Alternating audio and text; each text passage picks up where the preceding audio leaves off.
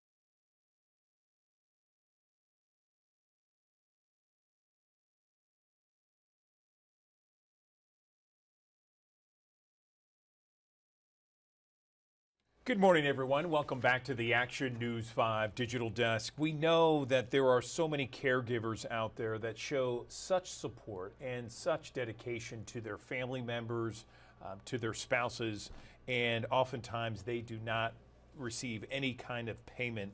My next two guests are some people that are they are married, they have a story to tell, and they hope that story inspires you. I am joined right now by Howard and his wife Deb, and Deb is living with ALS, also known as Lou Gehrig's disease, and Howard takes care of her. Good morning to you both. Tell me a little bit about your story. Good morning. Can I just share with you what my diagnosis was like and the path to that? Because being diagnosed with ALS is a very complex kind of process. I started having a couple of falls randomly, but I ended up at a place where I couldn't turn a doorknob. I could get a hold of the doorknob, but not turn it and open the door. And that really started my path. Doctor, test. 14 months later, I ended up at a neuromuscular specialist. And pretty quickly, he was able to diagnose ALS. ALS, if you're not familiar with it, is a 100% fatal disease.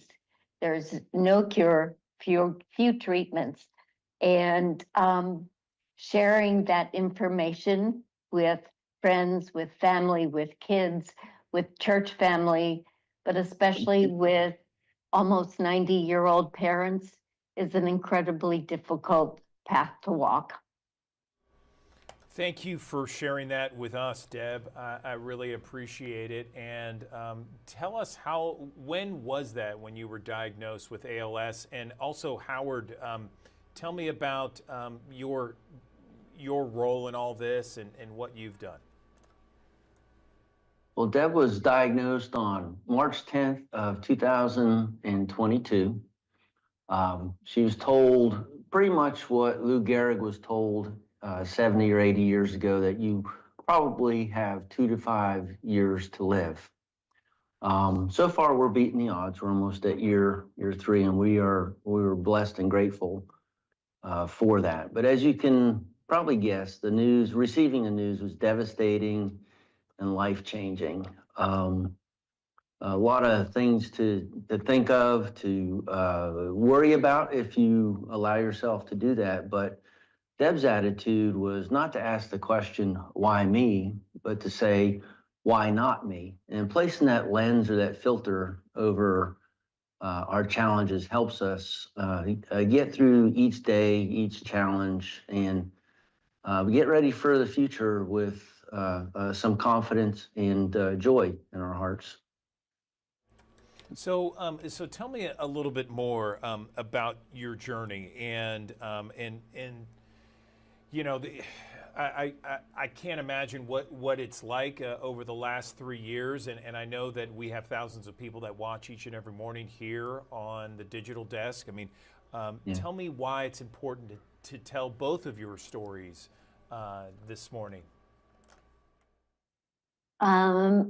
I want to share that, as Howard said, not a lot of people know about ALS. It's incredibly important to know.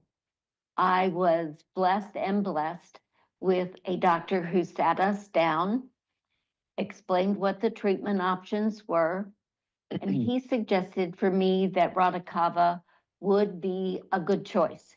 He explained that possible side effects were bruising, problems walking, maybe a headache, but that the benefits far outweighed the negatives. And again, it's a complex process. Each person goes through ALS in a very different way. No two stories are alike. Each person needs to speak with their doctor and understand what's right for them. I am very grateful that MTPA offers this opportunity to partner with them for the Share Your Story program. Awareness is critical. ALS can be a very isolating disease, and developing a community, developing resources, besides having the best caregiver on the planet, is imperative. I appreciate that, Deb. And one final question to you both.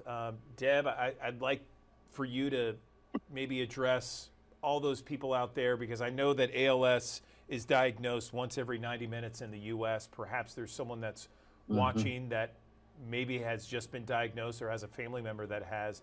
I'd like for you to talk to that person. And Howard, what would you like to say to all those caregivers out there who at times, go through so many different challenges and obstacles along the way? So Deb, why don't we begin with you first? Okay. Don't give up hope. Remember, there is always hope. The king has one more move. And understand that numbers are just numbers. Take control of your situation, address your symptoms, stay on top of them, and trust that each day will be a good day. And for me, I think that go ahead, Howard. For me, I think that that's okay. You need to have a foundation. I find that foundation in my faith in Jesus Christ. And He has provided a network of helpers, family, friends, support that it's just amazing. And He's added to that. I mean, there's several resources, but I would highly recommend that folks check out shareyouralsstory.com/winters to learn a little bit more and begin to develop that support community. You cannot do this alone. We have to walk through this together. There is no other way. Well, I can tell, Deb and Howard, you guys are people of faith, and just know that we have thousands that watch us who are also people of faith. We'll be praying for you, and God bless you and your story, and thank you for sharing on the Digital Desk. We appreciate it.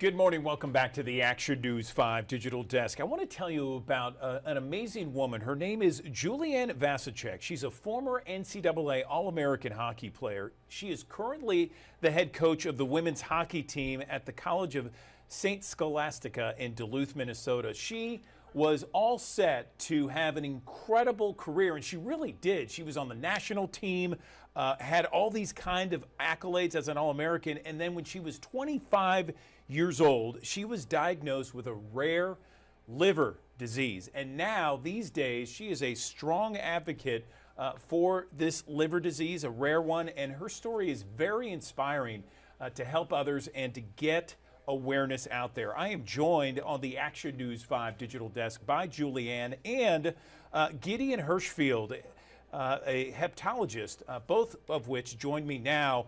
Julianne, let's begin with you. Take me through your story. An incredible hockey player. You're this amazing athlete on the ice, and then something happens and you get this rare liver disease. When did you first find out about it?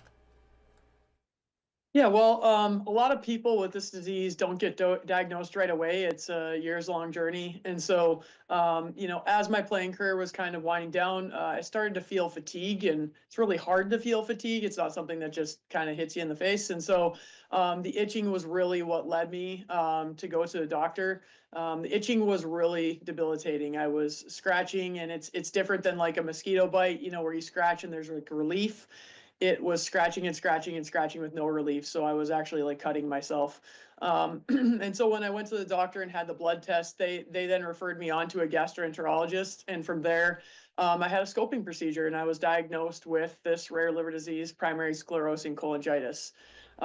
After that, there were really no clinical trials available. There wasn't a lot of information they could give me. I had a couple medications to treat symptoms, but it was really sort of up and down riding the wave of PSC for 7 years until I needed a life-saving liver transplant in 2015. Wow. And the symptoms you mentioned, Julianne, was it just this scratching that you said? Was there anything else? Yeah, so the itching is what sort of prompted me, because it's really hard to ignore that itching. It was, keeping me up at night. I was, sort of scratching at work a lot, having to wear different clothes. But as I got diagnosed and as I started to learn more about the disease, I found this awesome website, pscpartners.org, and this great nonprofit, PSC Partners Seeking a Cure. So I started to hear more stories and understand that I had probably been fatigued for a couple years prior, maybe even into college a little bit. And kind of, I learned how I could sort of become an advocate and sort of change my course with the disease mentally. Okay, Gideon, let me ask you a question here. So you're a hepatologist. Tell me a little bit more about this disease and the rarity of it. I understand during my research that 1 in 29,000 people in the U.S. are diagnosed. Is that every year? No. Well, approximately. I mean, yeah, you're right. I mean, it's a rare disease. There's only probably 100,000 people living with this disease across the whole world. And it's PSC, primary sclerosing cholangitis. It's not a lifestyle disease, it's an autoimmune disease. It's the patient's immune system attacking their bile ducts, and their bile ducts are buried in their liver, and the bile's got to get out the liver into your bowel to do its normal functions. And what happens is that their immune system attacks their bile ducts, they become inflamed, they become sore, and essentially they block, they become like concrete, and the bile can't get out. And then they can get secondary liver damage and scarring, and as you heard, need life-saving liver transplantation. But more so than that, when the bile can't get out, believe it or not, that's why they itch. The bile is an irritant, the bile leaks into the blood, and the bile's under their skin, and it's essentially making them scratch. And that's a really devastating symptom, and it really is miserable to live with that kind of itch. Julianne, back over to you. So you get diagnosed, and is this something, and you need a liver transplant. So is suddenly your career, your life, everything, your ambition just suddenly stops in its tracks, Well, so you can find a new liver? I mean, take me through the rest. Yeah, it was a little bit longer than that, and unfortunately, and now there is professional women's hockey. There was, not as many opportunities to continue playing, for me. So I had actually gone into coaching at that point when I was diagnosed, and so, over the time, you asked a little bit more about symptoms. I started to develop a lot of pain. I had what's called cholangitis infections, so I started to be hospitalized, and probably that 2 years prior to transplant, I was actually having a lot of issues, multiple hospitalizations. So that led to pain. It led to the scarring, kind of the stiffness. So I just really wasn't feeling very good. I had light jaundice. And because I was at a larger treatment center, which is really important for people to get to, they had kind of, dealt with other PSC patients. And so I was sort of on the table talking about liver transplant, but my transplant happened very emergently because of a complication. And so it actually, happened sort of without me knowing. And I sort of woke up to learn that I had a liver transplant. Wow, that's incredible. Gideon, let me ask you this. You said it's an autoimmune disease. So is it, speak in layman's terms, how does someone develop this? Do they know? Is there a way that you can develop it or not develop it? Yeah. Well, I mean, so essentially what happens, we're raising awareness, and we're pleased to raise awareness with Mirum Pharmaceuticals. It's immune damage. They often have actually immune damage to their bowel. They've got colitis, and then they get something similar in their bile ducts, cholangitis. And so their immune system is triggered against themselves. We don't know whether that's their genes or the environment, the bugs in their bowel, but then it plows on. And that plowing on, that inflammation just keeps leading to more and more scarring, more and more blockage of bile. And, in the end, their liver's not working. And as you heard, they're symptomatic, pain, fatigue, and itch. And we're seeking new therapies, and we're working really hard with our patients and partners to really give patients the opportunity to try new things and new therapies which target their immune system or target different aspects of the disease. So, Julianne, I would assume everything, for the most part, is back to normal in your life, right? I mean, you have the transplant, and you look healthy enough here on this Zoom call.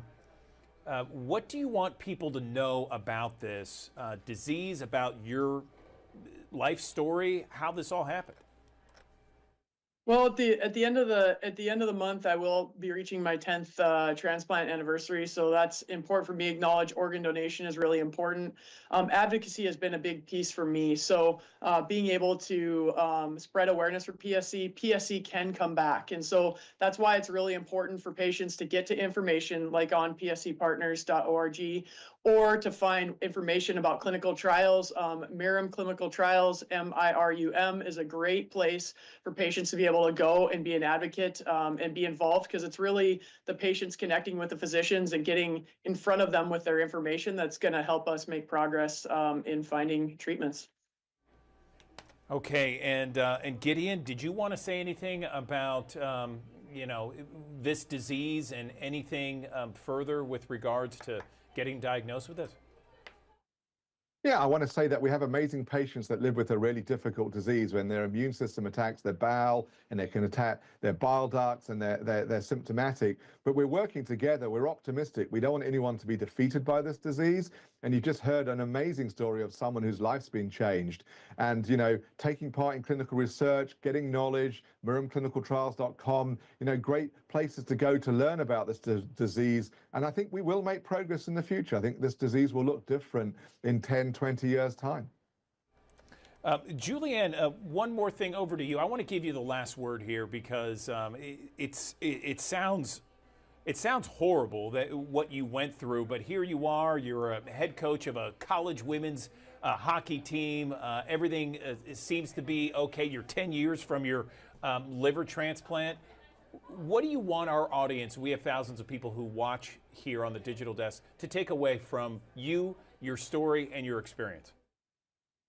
Really, it's one of gratitude, and it's one of action. I had this water bottle at one point. It said one person can make a difference. That's sort of my motto now, whether a doctor, patient, etc. or an organ donor. One person can really make a difference. There's a lot that you can do. I think being positive and kind of connecting yourself with support resources, whether that's family or doctors, et cetera. Also want to thank all the wonderful doctors out there and people like yourself that are doing awareness, but all the wonderful treatment teams and researchers that are working towards finding a solution for PSC. Well said, Julianne. Gideon, thank you both for coming on the Digital Desk and explaining and telling us your inspiring story. Julianne, we appreciate it. And thanks for all the knowledge, Gideon. Thanks so much, both of you, for coming on the Digital Desk. Thank you for having Thank you. us.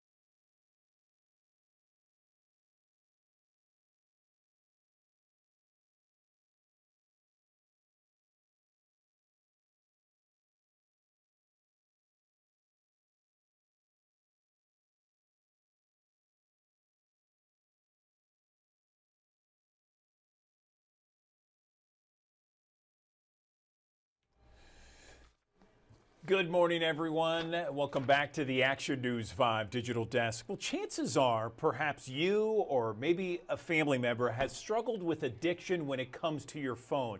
And when I talk about your phone, I'm talking specifically social media. It can affect everything. It can affect all parts of your life, your mental health, your relationships with others, your overall well-being.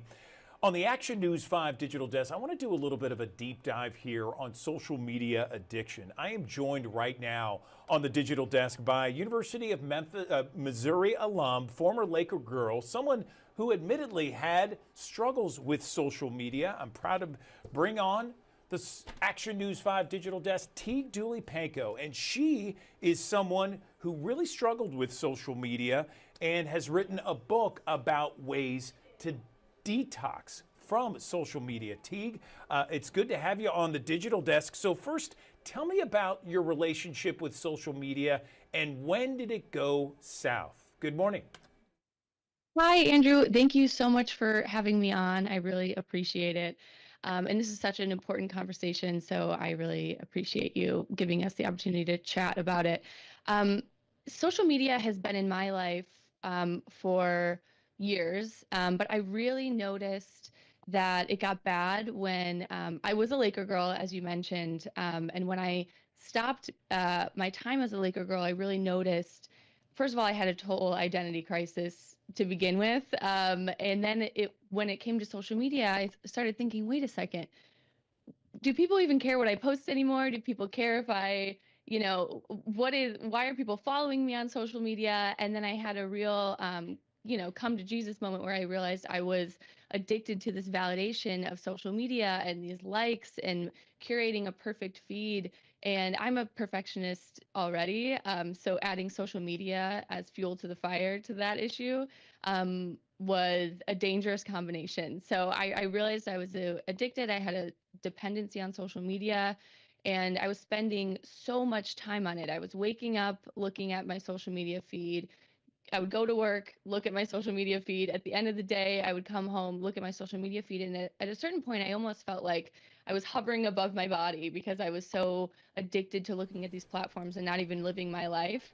And so, yeah, that's when I noticed I had a problem. And I said, I have to do something about it. So that's when I came up with this idea of the social media detox.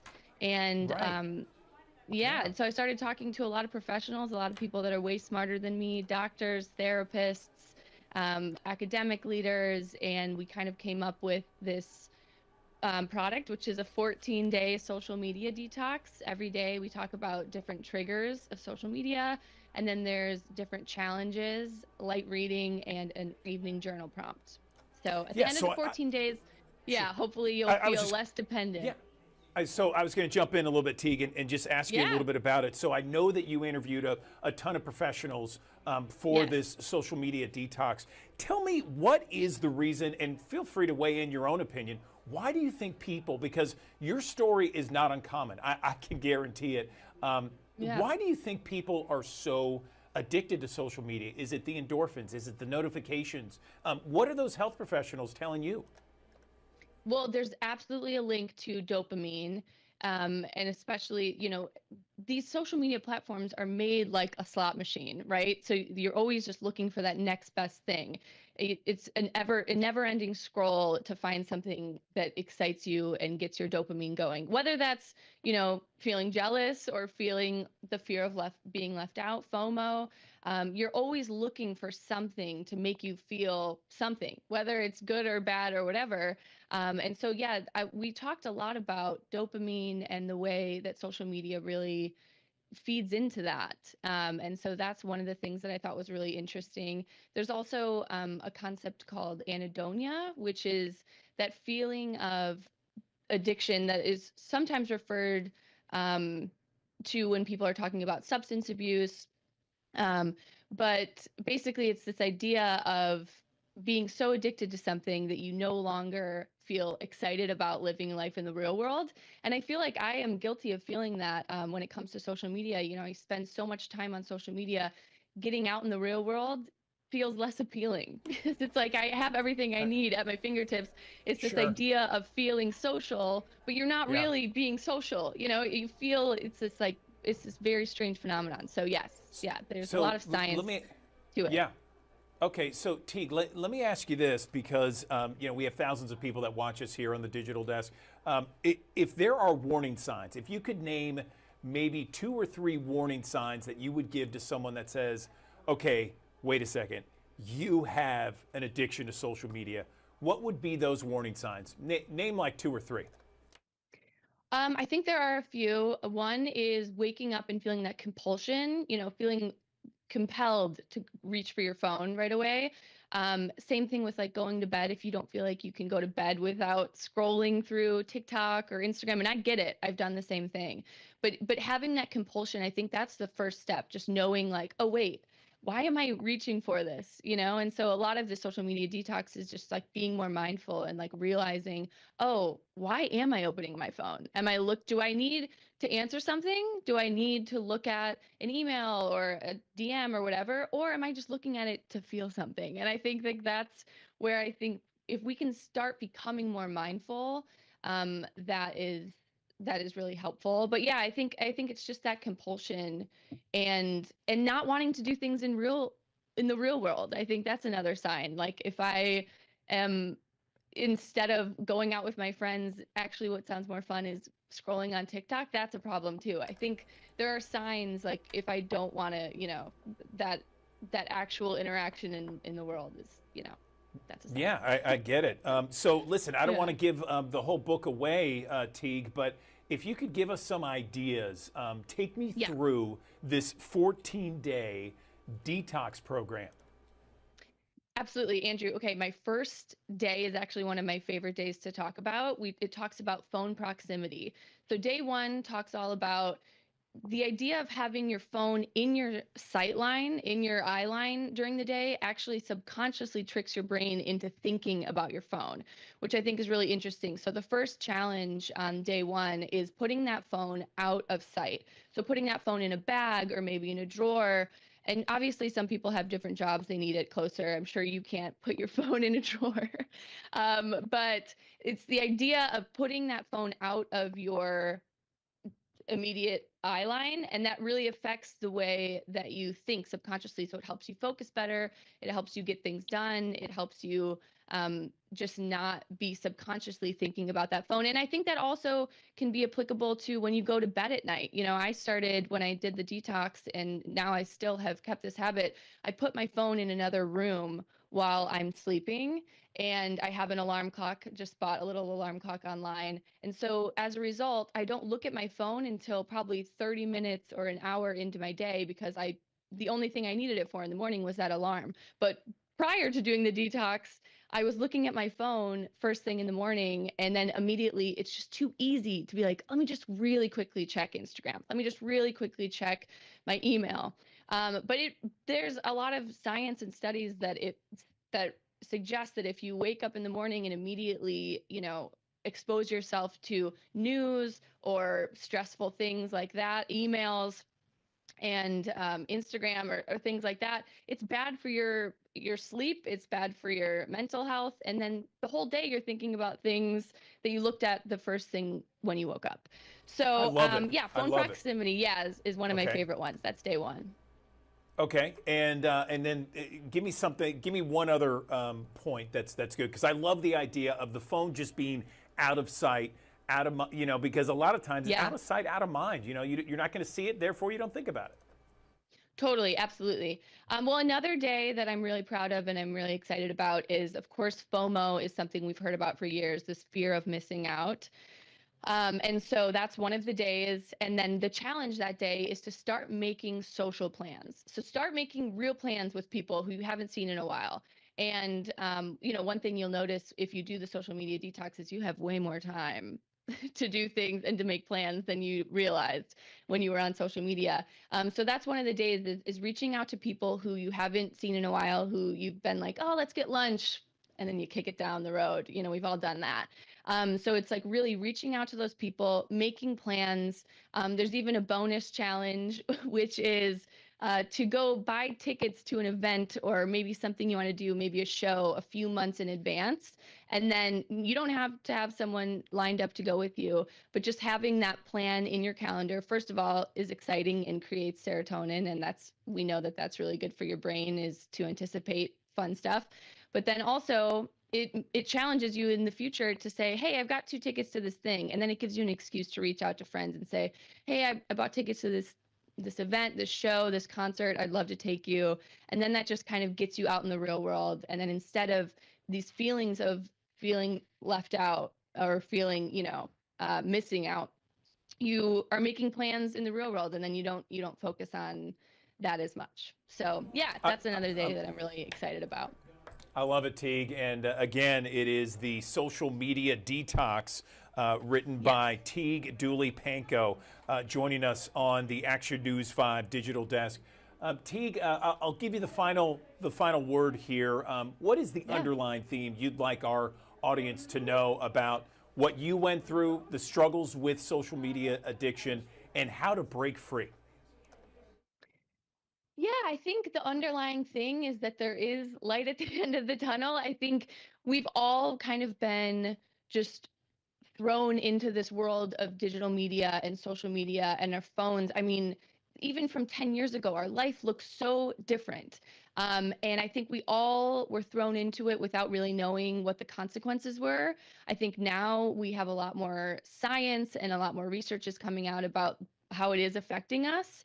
And I think that, now finally we're starting to have conversations about it. And that's why I feel very lucky to be working in this space, to have created the digital media detox, the social media detox, because I just feel like at least if we can start talking about it, we can all realize we're in this together. There are solutions, there are ways to feel better and feel less dependent on these digital devices, because for a while it felt like they were taking over. But I feel like it's time for us to take our power back. Amen, Teague. Thank you so much. And people can buy your book on Amazon and other platforms? Yes, it will be officially published on Amazon on February 18th. So I'm very excited about that. And it'll be great. We also have a podcast that we're doing. So all the doctors and the brain surgeons that we interviewed, that will also be online as well. So yeah, we're really excited about it. All right, Teague Dooley Pankow, very important conversation to talk about with how to break free from our social media addictions out there. We really appreciate your time on the digital desk. Thank you. Thank you so much, Andrew. I appreciate it. Thank you.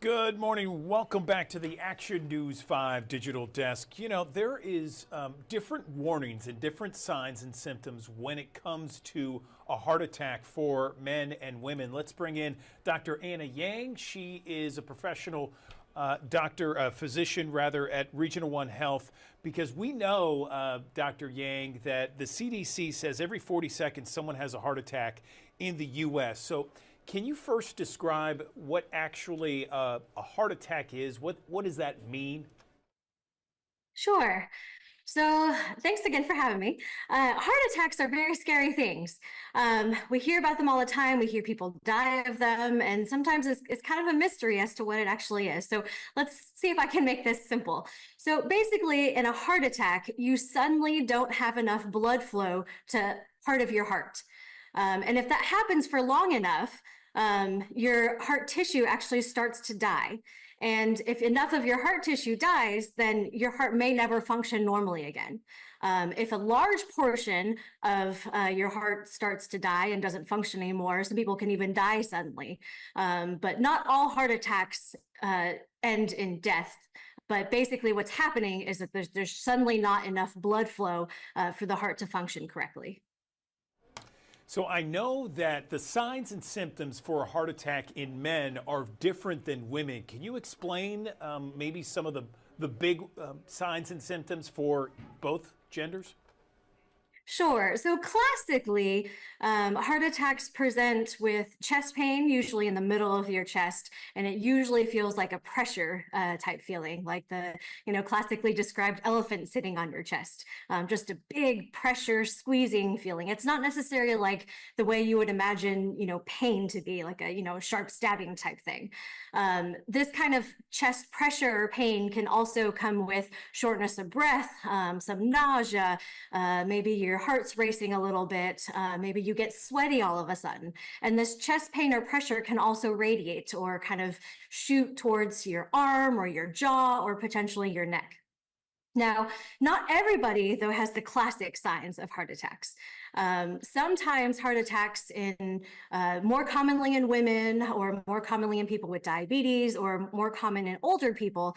Sometimes heart attacks don't have those exact symptoms. Sometimes it's just a feeling of nausea, a little bit of restlessness, just suddenly feeling tired all over. So not every single heart attack presents as the classic kind of chest pain symptoms.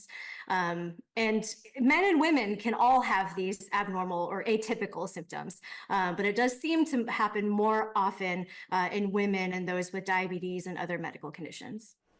I know that there's something called a silent heart attack, and I'm trying to figure out exactly what that is in relation to just your, I guess, typical heart attack.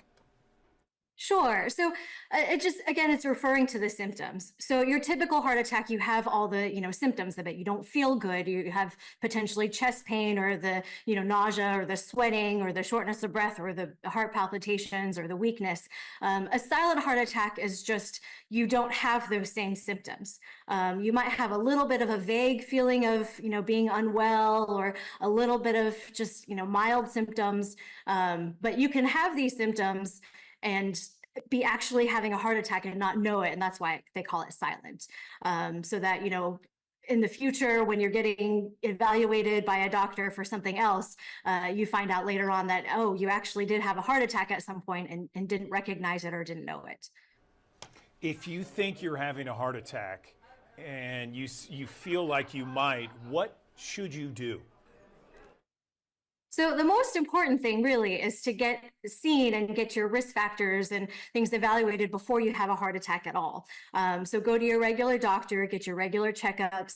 If you have risk factors like high blood pressure or diabetes or high cholesterol, or you're smoking and trying to quit, your doctor can help you with all of these things to try to mitigate your risk factors and decrease the chances of you having a heart attack at all. But if you really think you're having a heart attack, definitely get yourself to the emergency room right away. Because if you're not having enough blood flow to your heart, that needs to be fixed as soon as possible, whether it's by medication or procedure or a combination of both. That blood flow to your heart needs to be restored as soon as possible to try to preserve as much of your heart function in the future as possible. So if you really think you're having a heart attack, go straight to the emergency room. What about prevention? Let's talk a little bit about prevention, just news you can use right now for the thousands of people who are watching, Anna. Sure. So prevention is the most important thing. There are a lot of different risk factors for having heart attacks, and a lot of them you can't control, and there's no point worrying about those things. Things, like normal aging, family history, and things like that, you have no control over. So there's no need to even worry about that. Now, the things you can control, though, making sure you're getting enough sleep, making sure your stress is managed as much as possible, making sure you're eating a healthy, nutritious diet, and then all those risk factors, medical conditions that I talked about before, potentially high blood pressure, diabetes and cholesterol, making sure you get those checked and controlled and managed as much as possible. And you may not even feel those symptoms. A lot of people have high blood pressure without having any idea of it. And the only way to know is to check your blood pressure and go to your doctor, who can then, potentially guide you on if you need medication for this, or if there are things that you can do with lifestyle changes, improving what you're doing on a day-to-day basis before, having to start medication. And then, of course, if you're smoking, that's a big one too. If you can quit smoking, that would make a huge difference in preventing attacks. So anything else before we let you go, Anna? These are great tips and just great useful information for our audience. Yeah, the most important thing is to see your doctor regularly. If you don't have a regular doctor, make sure you go to one so that they can screen you for these things. And if you're having signs and symptoms, please don't ignore them. If you think you may be having something dangerous or something major going on, the sooner the better. So, don't wait days later to get yourself medical care. If you really think you're having a problem, go seek help immediately. Okay, Dr. Anna Yang with Regional One Health, we appreciate your time on the Digital Desk explaining exactly what a heart attack is, ways to prevent it, the signs and symptoms, and everything in between. Anna, thank you. Thank you.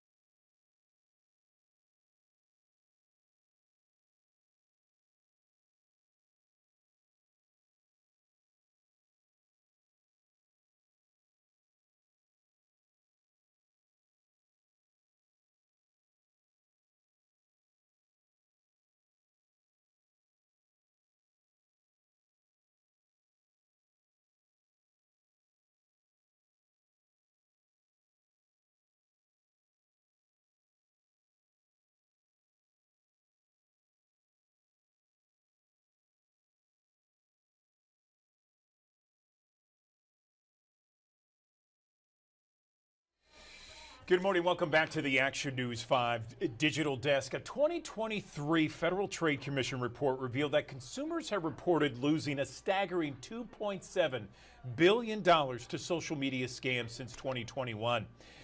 I am joined on the Action News 5 Digital Desk by best-selling financial author and former CNBC host Farnoosh Torabi. She has dedicated her career to helping people live their healthiest financial lives, which includes safeguarding them against scams of all varieties. And Farnoosh, good morning to you. Where do we begin? Are there some outline or underlying themes that we should think about when we go online to avoid being scammed? Good morning. Good morning. Yeah, I think I want to focus today on the social media scams, because what we're finding is that the rise in these types of scams is huge.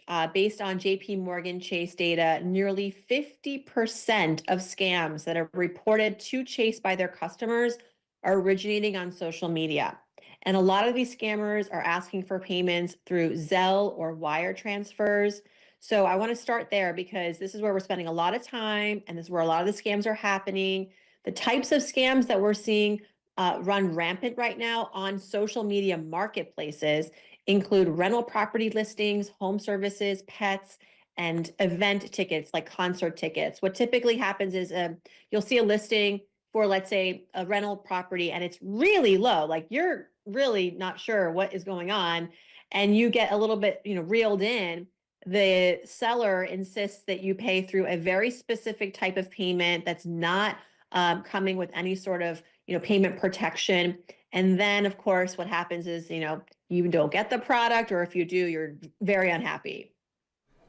I get it. Yeah, it's I can totally see how this happens. Let's talk about maybe a scam prevention checklist. Just ways to identify fraudulent marketplace interactions, Farouche. So number one, if it's too good to be true, the price is too wildly low, I think that's a huge red flag. Do some research, but better yet, just walk away. Two, don't fall for a sense of false urgency. A lot of times these scammers will say, you got to buy now, it's going to expire. That's a tactic that they use to get you to buy feverishly, with your dopamine levels running high. And then we often make irrational purchasing choices in those moments. And then they're also going to insist on very specific payment terms. Like you have to pay with Zelle or you have to do a wire transfer. That's a red flag. Those are all really good tips here. What about a guide to making safe online transactions, excuse me, and how to transactions, make it safely? purchases. Yes. Yeah, this is the most important piece of the process. So if you're about to make a purchase on a social media marketplace, then use a credit card because we know that comes with purchase protection. If anything happens, you have protection. I think on the other hand, Zelle, where a lot of times they're insisting you pay with, that's better for buying, sending money and receiving money with friends and family and loved ones. A lot of times these scammers will insist on Zelle, they'll insist on wire transfers, even gift cards are a popular way to lure people in to use their gift cards to pay for things. And we know gift cards don't have purchase protection. So really important that you read the terms, the terms of whatever payment platform you're using, and proceed with caution. Farnoosh, what else can we talk about when it comes to being and avoiding those scams on social media? I think slowing down is really important.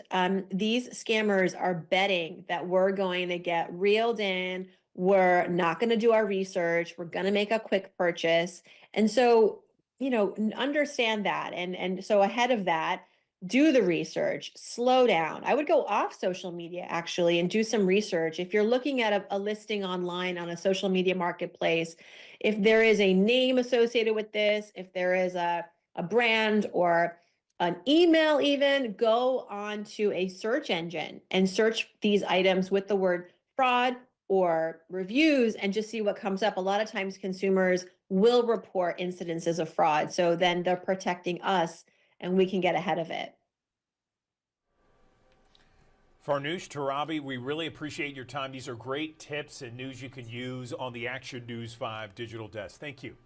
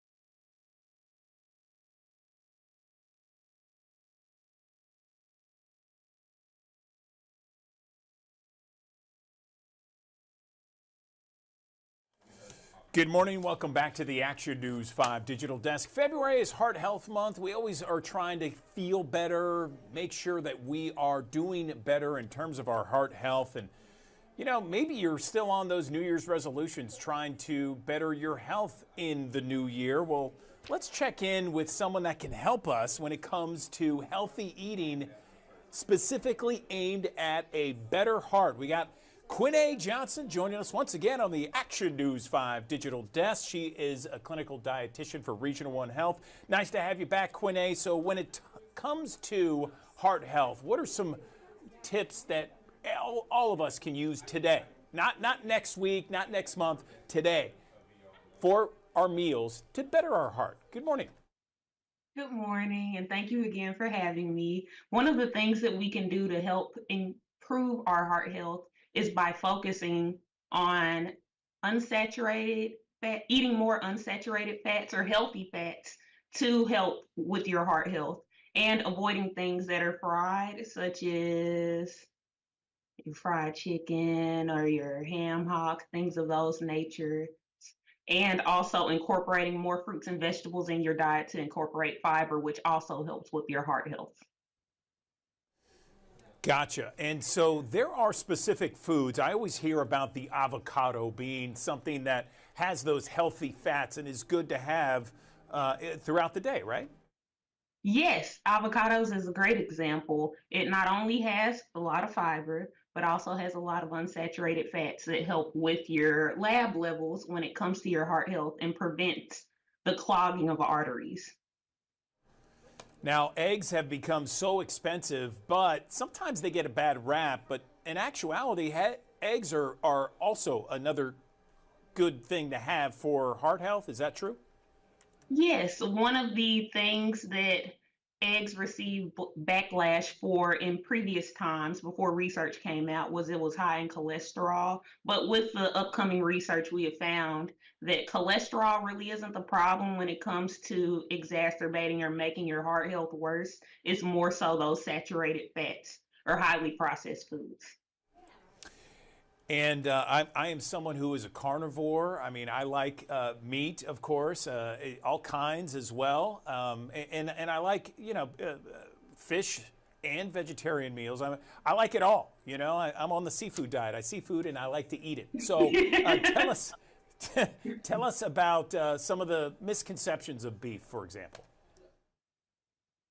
I believe one of the biggest misconceptions about meat is because it's a red meat, it is detrimental to your health. That is not the case because beef has a lot of protein, one that is really good for retaining muscles and keeping your strength on you so that you can continue to do things for yourself. And also it has a lot of vitamins and minerals that are also important to your health. But the thing that you have to pay attention to when it comes to consuming beef or other red meats is that it tends to have higher saturated fats. And if you choose leaner cuts, such as your sirloin or tenderloins, those can help prevent you from eating too much saturated fat and to also try to limit your consumption of red meats to once a week. Moderation is key, right, Quinay? I mean, in Yes. everything throughout life. Let's talk about some other foods for a healthy heart. Your whole foods, specifically fruits and vegetables. I love to talk about fruits and vegetables. That's one thing. But when it comes to plant-based alternatives, I highly recommend sticking to whole foods versus going for alternatives because of your mock meats in the stores. They tend to have a lot of fat too if you don't pay attention to the food labels. When it comes to whole foods, I meant fruits and vegetables and whole grains. So your oatmeal, your brown rice, quinoa. I love quinoa. That's a great grain. And I'm thinking of higher fruits. Avocado is actually deemed as a fruit in the science world. And then also peaches, your pineapples, apples. I don't think an apple a day, any doctor will steer you away from that point. Good point. Good point. I love it. A lot of people are concerned about various seed oils. Any thoughts on that? So seed oils, again, moderation is key. There are a lot of benefits in seed oils, especially your flaxseed. And I'm trying to think of another seed off the top of my head. We'll just stick with flax seeds. Flax seeds tend to have a lot of AHA, which is a oil that can be anti-inflammatory. And that's one of the properties that really help with your heart health and the integrity of your like vessel lining or your cardiac function. I'm trying to think of the best words, but seed oils are not bad. They're just great in moderation. And it's best to really avoid your saturated fats going back again to the meat that, not the meat, the oil that comes from cooking things like a high fat beef patty. Like if it's under 80 to 20, that grade, I say avoid that grade of meat. What about cooking styles? You mentioned, frying things is bad. I think most people know about that. What are the cooking tips? I always advocate for baking or air frying if you're into air frying as opposed to deep frying foods.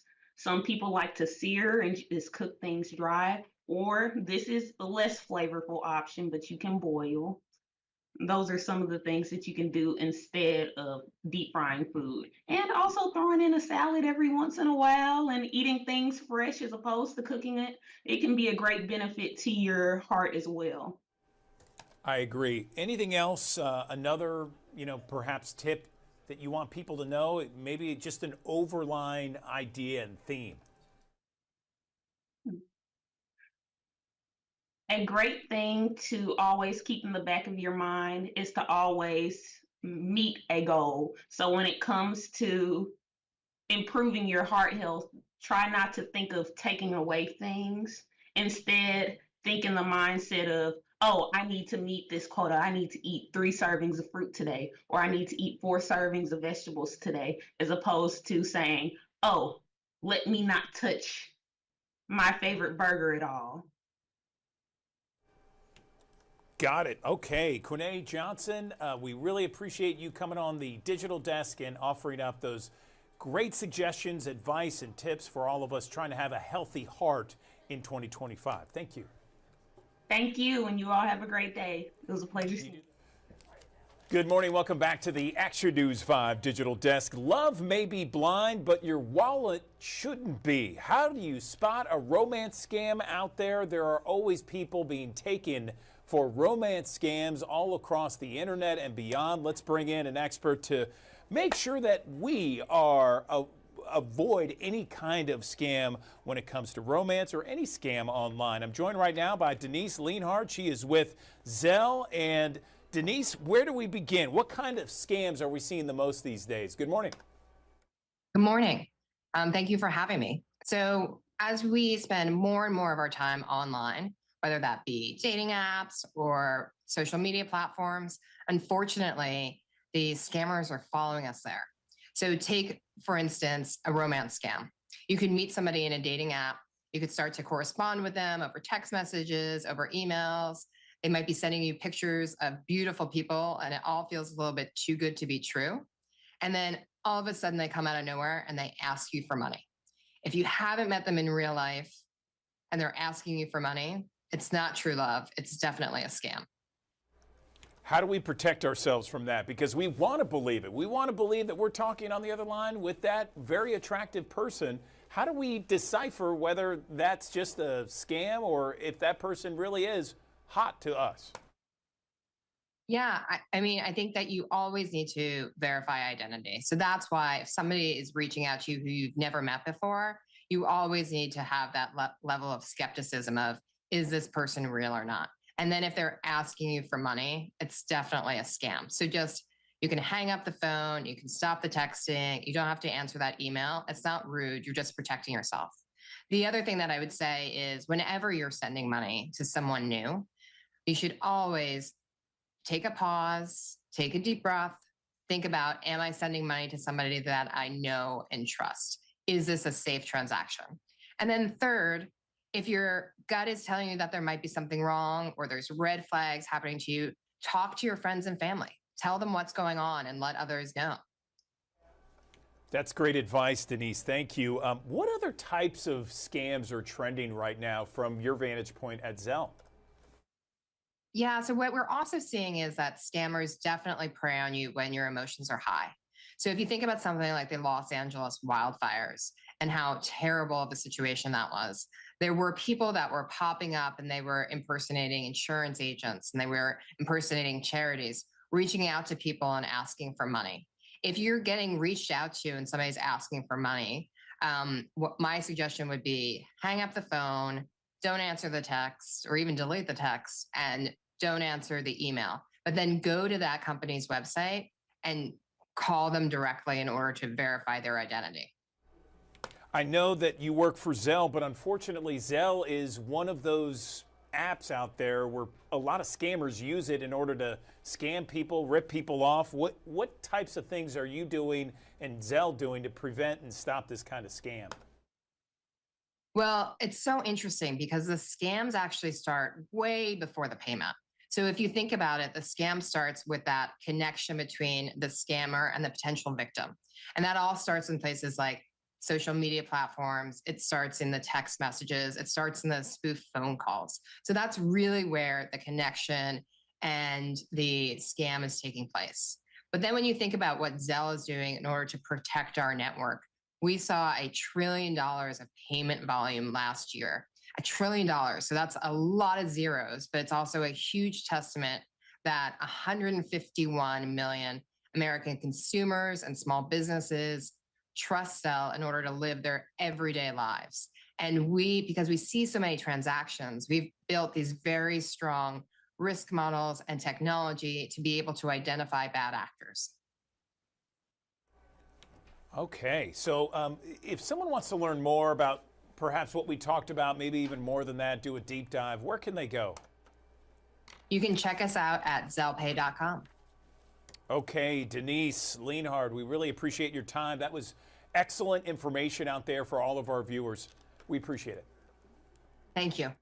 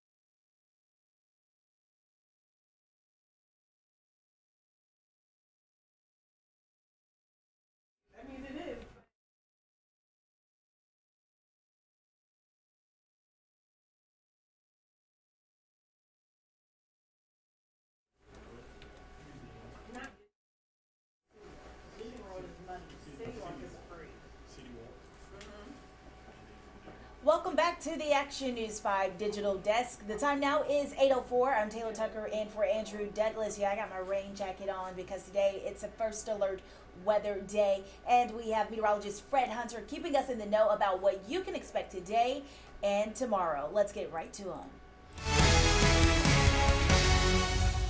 Hello, everyone. I'm meteorologist Fred Hunter bringing you the latest on our first alert weather day. Now, we are going to get a brief break from the rain, a big warm up, but look what happens as we go through the late afternoon and on into the evening hours. So we still have a flood watch. The potential is going to be there for more flooding rain, and that goes through 7 o'clock on Sunday morning. So we're looking at more heavy rain overnight tonight into the day Saturday, perhaps on into Saturday evening. But the good news here is rain chances will be coming down for the second half of the weekend. The bad news, more rain.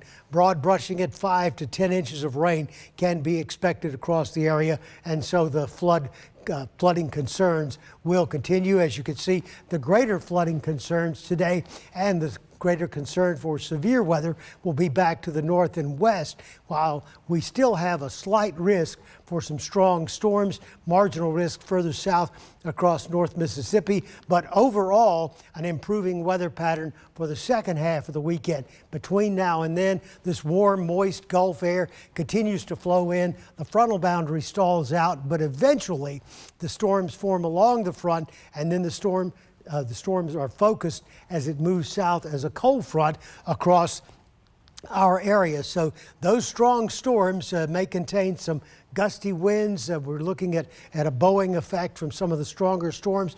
Tornadoes not out of the realm of possibility, and obviously more heavy rain. This takes us through Saturday morning and into Saturday afternoon and Saturday evening, but you start to see by the time we get to late Saturday into Saturday night some clearing taking place as the rain dissipates, and then much cooler air moves in for the second half of the weekend, and that trend is going to continue on into next week. So really our risk for severe storms pretty much is over as we get into Sunday, as rain chances come down, but so do the temperatures. Look at this. We go from the mid 80s to the mid 50s with overnight lows in the low 40s, maybe some upper 30s in some of those normally cooler spots, and that trend will continue on into the end of the week and into next weekend. Of course, we'll continue to update you, so stay tuned.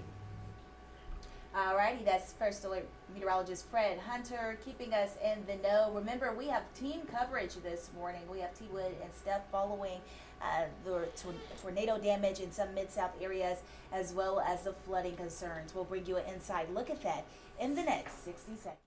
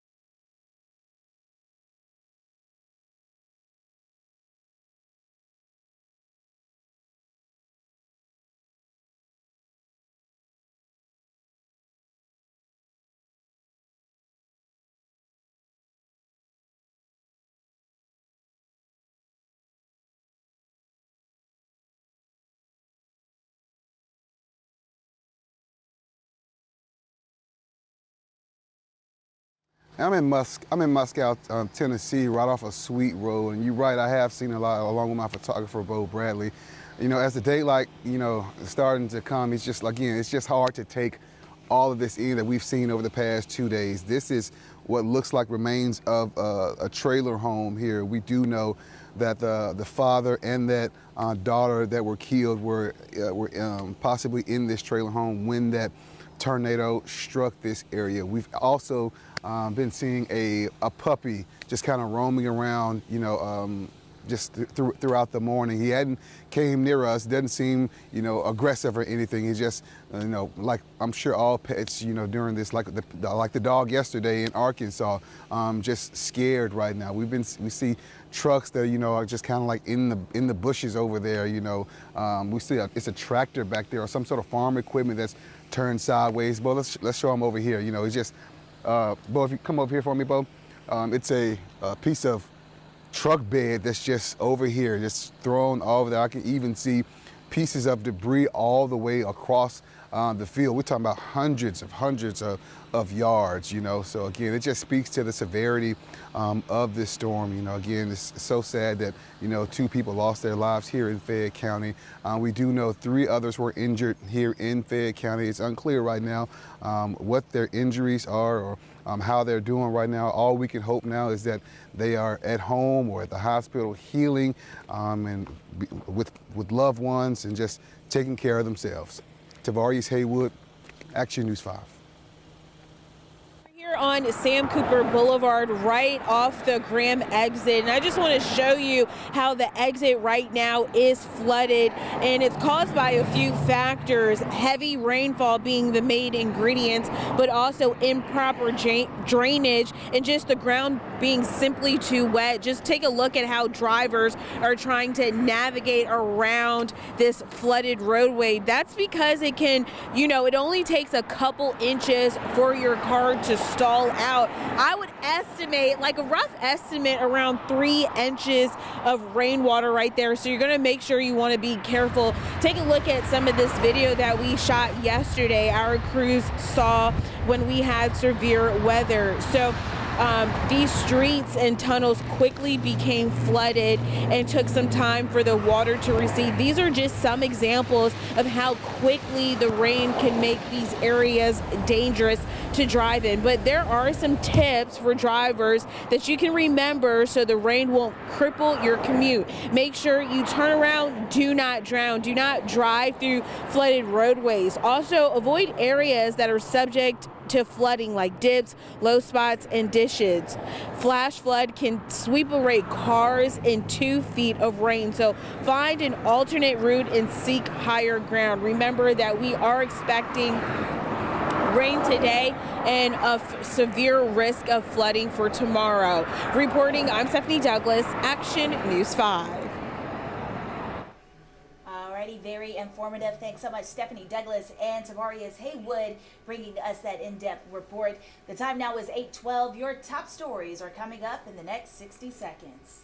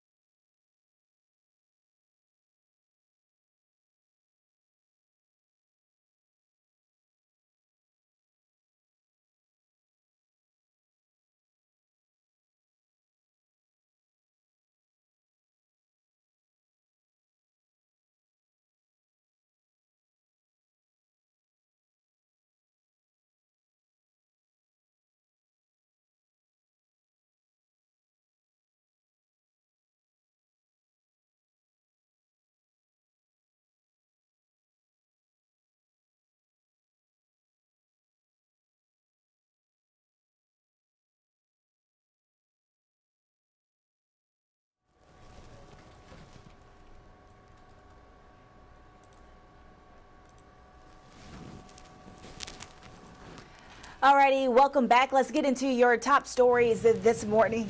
There's a lot of attention this morning for the people in Selmer. At least 4 people lost their lives. Our crews were there all day as residents were out surveying the damage. You're getting a look at that, a glimpse of it, and it just doesn't look pretty there. Earlier, we mentioned how this tight-knit community is coming together. Several homes were damaged or destroyed. Many people there are using a shelter set up by the American Red Cross. We spoke with volunteers who say they're ready to step up when needed, and to just come together and make things better.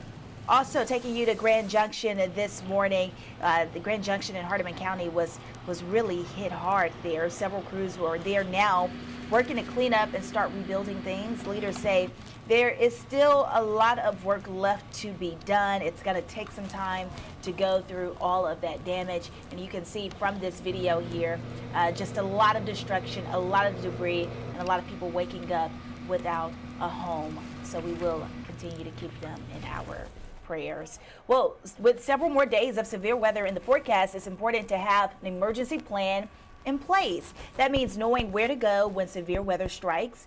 You'll want the most interior part of your home, as many walls between yourself and the outside as possible. Also, stay in those safe places until you get the all clear. Well, tornadoes, they tore through Sladen, Mississippi, leaving behind widespread damage. The area saw homes and vehicles destroyed, with at least 96 homes suffering minor to severe damage. That's almost 100 homes. The governor's office confirms 1 injury in Sladen, 2 in Tate County, and 3 in Tampa. Taking you to West Memphis this morning, West Memphis, Arkansas Mayor Marco McClendon says safety is a top priority following recent severe weather. He thanked first responders, urged residents to avoid flooded or blocked roads, and highlighted the impact of the city's new infrastructure tax. No tornadoes touched down, but flooding remains a concern this morning. So you can report down trees to Public Works at 870-732-7580 or 870-702-2000. You can text those numbers after hours. And you can text West Memphis to 91896 for all of the latest alerts. Well, after the storm slammed down across the Mid-South, many residents in Monette in Northeast Arkansas are coming to grips now with the homes and valuables gone or even destroyed. Now, while surveying damage in Monette, our Tavarius Haywood, he shared a heartfelt moment with a 97-year-old man who lost his home of 65 years. 65 years, guys. That's really his life story there. Now, he shared that he'd been living alone since his wife passed away 3 years ago. Monette is just one of the many communities through the Mid-South that was affected by Wednesday's overnight storms. Well, a lot of storm and tornado damage across the Mid-South. Of course, we're going to continue to update you on that damage and the recovery process, which will likely take some time. A few updates for you this morning. We're looking into a shooting investigation. At 5:34 a.m., officers responded to a shooting in the 1900 block of Nelson Avenue. A male victim was located and transported to Regional 1 in critical condition. Officers have one female detained, and this is still an ongoing investigation at 8 o'clock this morning. And the Crockett County Sheriff's Office is reporting that a house caught fire after being struck by lightning. According to the Crockett County Sheriff's Office, around midnight, a thunderstorm passed through the county with explosive lightning. The sheriff says that the home near Chestnut Bluff was struck and caught on fire. That's when it caught on fire, I should say. Fire crews in Crockett County responded to the scene, so it was a very active scene there. They also confirmed that a vehicle was hit as well in that Chestnut Bluff area. Well, the time is 8:17. Parents, if you're getting up and getting your kids ready for school this morning, definitely want to check in with your school system to see if they are open or if they are closed. We do know that West Haven Elementary School is closed today. However, Ridgeway High School will be open. And you remember just yesterday they were dealing with some flooding at the school. They have resolved that issue. So kids, you got to go to school today for those of you who attend Ridgeway High School. So that's a good update to know. But remember to check your school system to see if your kids will be in school today or not. Those are your top stories this morning. We're going to take another break and we'll be back in the next 60 seconds with more Action News 5 Digital Desk.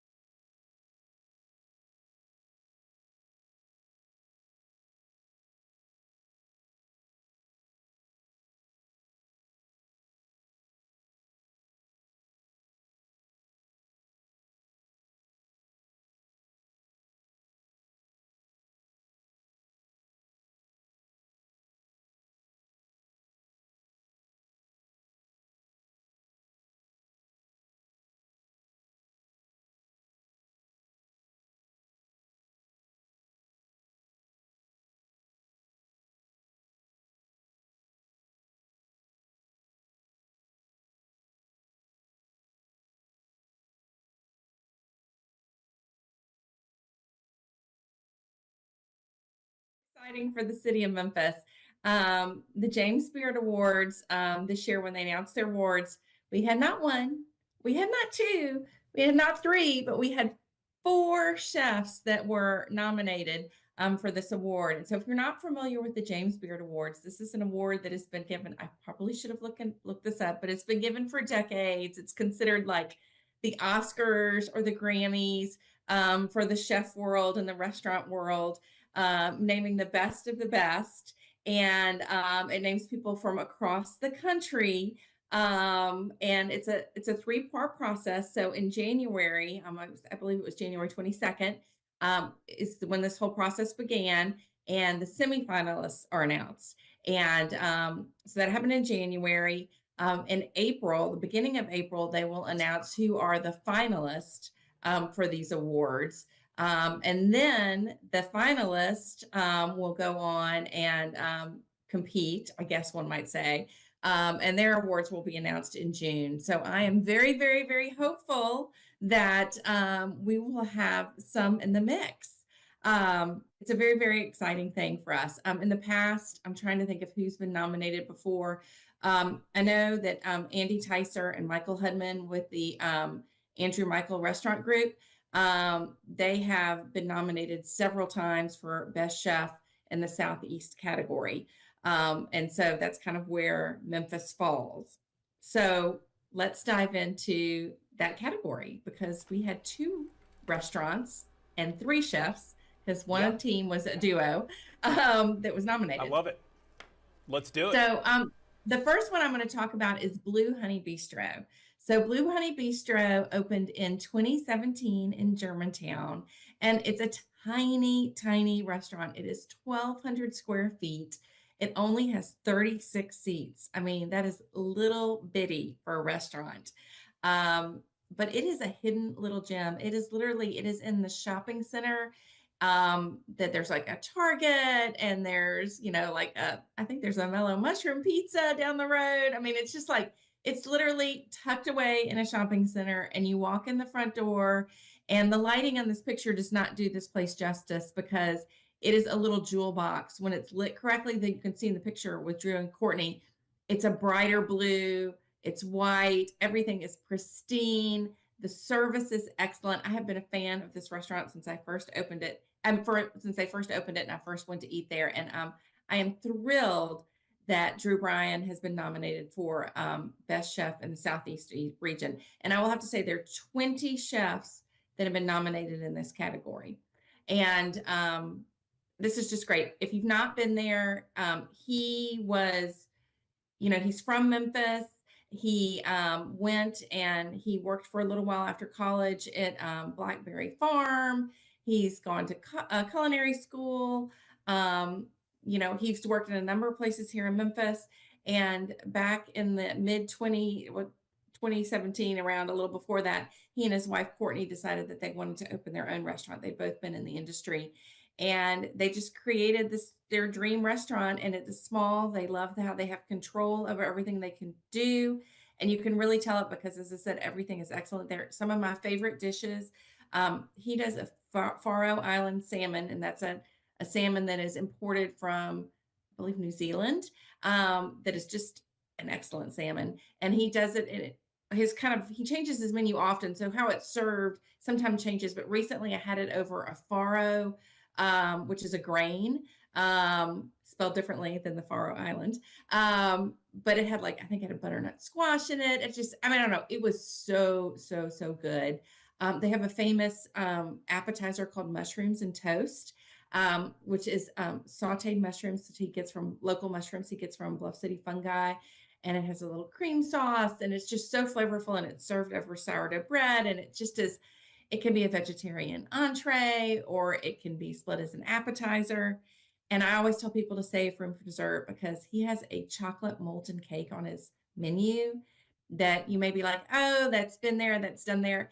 He has deconstructed it and perfected it. It is literally like the baby molten cake sits on the plate, and he makes a homemade marshmallow fluff that he puts on the plate, and then he brulees it. And then it's served with a salted caramel gelato that they make in-house. And it just is, it's so good. So definitely, if you go, save room for dessert. Have you been there before? Yes, I have. And I agree with you. It's very intimate, and the food dishes are made with love.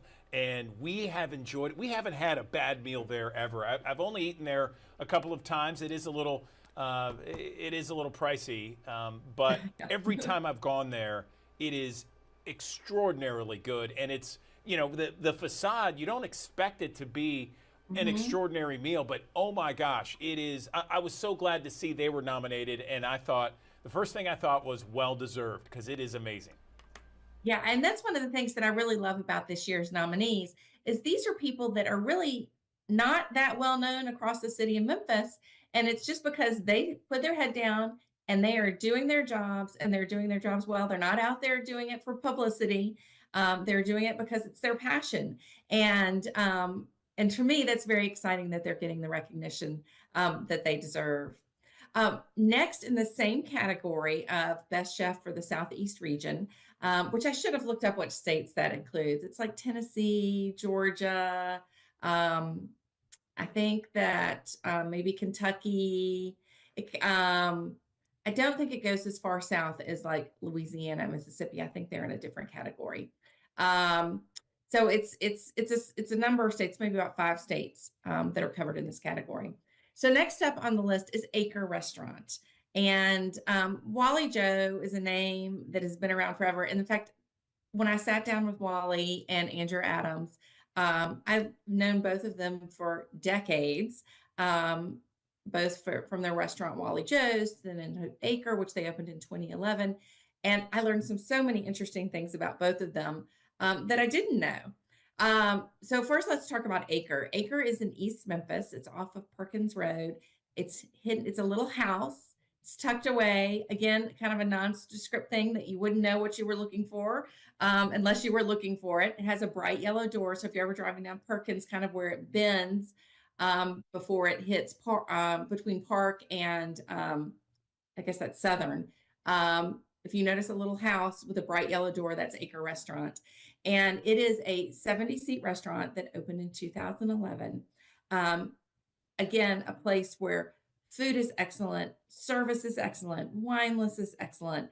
It's really, really a great gem of a place to go eat. And they actually, when the weather warms up, they have one of my favorite patio. You can see in this picture, those glass windows behind there is a patio that is got all of these trees around it. It is my favorite patio these days for a restaurant in the city of Memphis because you feel like you're tucked away in a little oasis. So when the weather finally warms up, keep that in mind.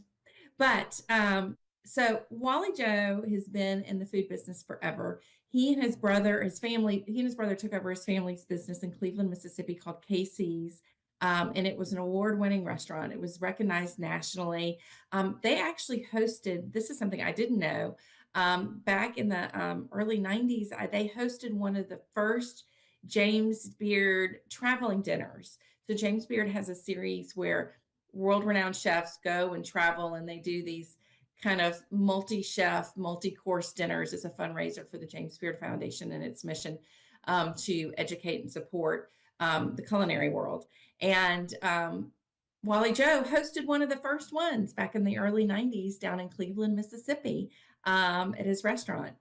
So the story of Wally Joe and Andrew Adams, I knew went back at least 2 decades. It goes back longer than that. Andrew Adams was from Cleveland too, which this is something I did not know. I thought they just kind of teamed up when Wally came to Memphis. But Andrew was in high school and when that dinner happened and his mom read it in the newspaper and he knew that Andrew loved to cook. I guess Andrew said he had a video from when he was like 8 years old of him telling his dad that he wanted to be a chef when he grew up. And his mom said, you should go apply for a job at this place. So Andrew did. And that was in the early mid 1990s. And it created a partnership that has lasted all of these decades. So after high school, Andrew decided to go to culinary school. And after culinary school, he went to work for a couple of people. One was down at Commander's Palace in New Orleans. And that chef, he went to work for him right after he'd won the James Beard Award.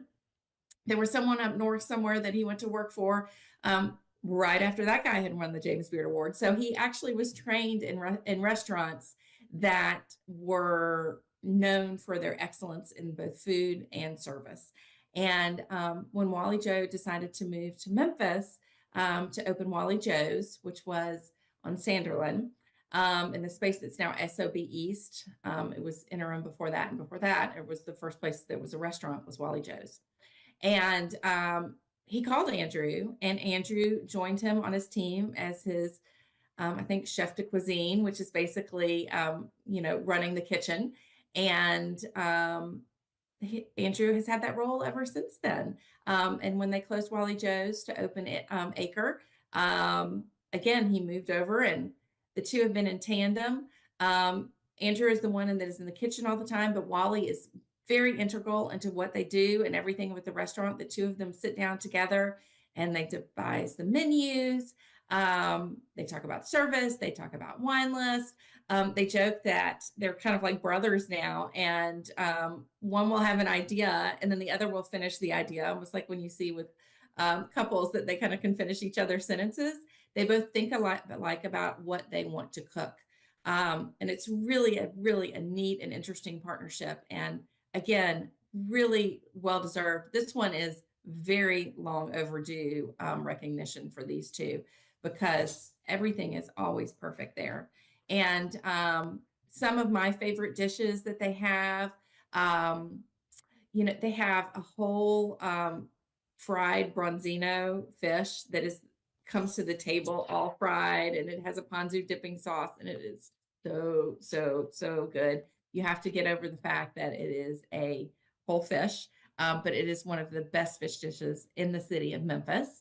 I love all of their appetizers. They have a duck fried rice that they do that is that kind of black Thai rice that is tossed with duck confit, and it is so good.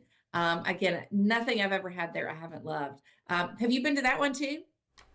I have, but it's been a while. My wife Tina went recently, and she went on and on about it, just going on and on that we need to go back. So it's on the list. Yeah, it's great too. And again, both Blue Honey Bistro and Acre are finer dining restaurants as far as the price points go. Blue Honey Bistro is open for lunch and for dinner. So lunch is a great way to try restaurants like this because the price point is a little bit less than it is at dinner. Acre is only open for dinner. Last on our list is 17 Berkshire, which is, again, another gem in the city of Memphis. This is, again, I love that all these restaurants are tiny, or businesses are tiny. So 17 Berkshire is a bakery in Overton Square that's 1,000 square feet. It's owned by Nuha Abudaher, who is just lovely in everything she does. And they were nominated for Outstanding Bakery. So this is really cool. It wasn't just regional. She was named one of the top 20 bakeries in the entire country. And I think again, such a well-deserved award.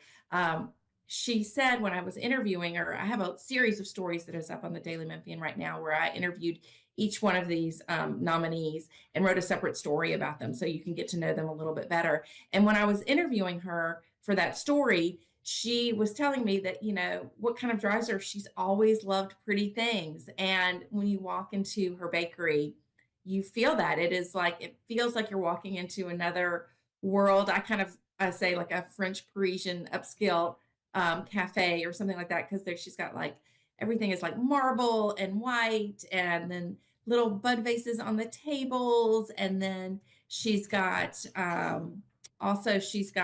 display cases. And her pastries I describe them as French pastries. She says that they're just kind of what she likes to do, but they are beautiful. They're just like works of art. I wish we had some pictures of them to show you. And she also has a whole selection of macarons. And she does a tea service that if you wanted to go and have high tea, she has a whole high tea service that she does. She has children. And so one of the fun things she does she does kind of whimsical things regarding things that kids love. Like she has a whole Harry Potter extravaganza that she does every year.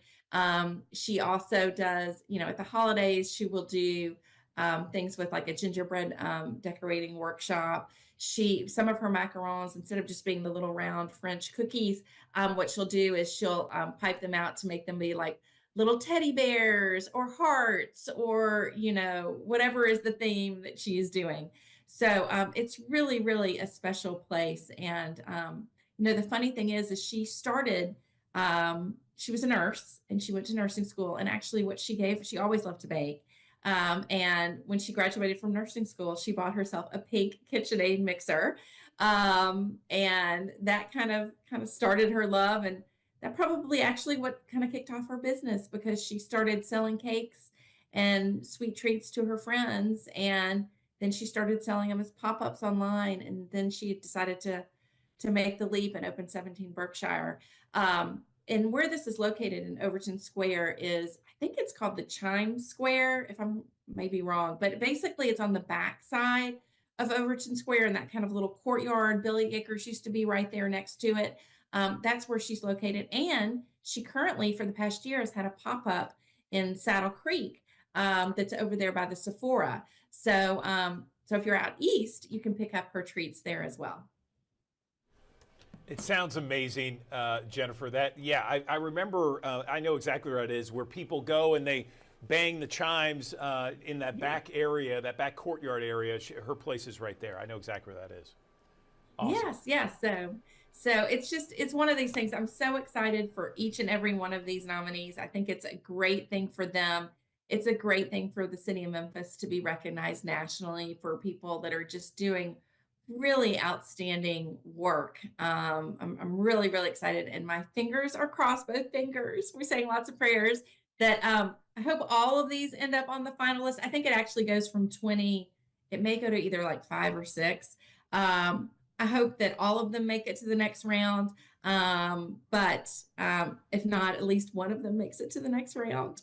So I will keep you posted when those awards get announced in April. But if you want to read more about all of them right now, I do have stories about each one of these places and these chefs that is up on dailymemphian.com at the moment. Appreciate it. Jennifer Chandler, glad to have you back in the fold. We appreciate you, and can't wait to check out more of not only these restaurants, but other great findings and great pickings from your articles and all that you do for Memphis and the Mid-South to make it so tasty for all of us when we go out. Thank you, Jennifer. Well, it's my honor to share their stories. They're doing all the hard work. I'm having the fun. Yes, absolutely. Glad to have you back. Take care.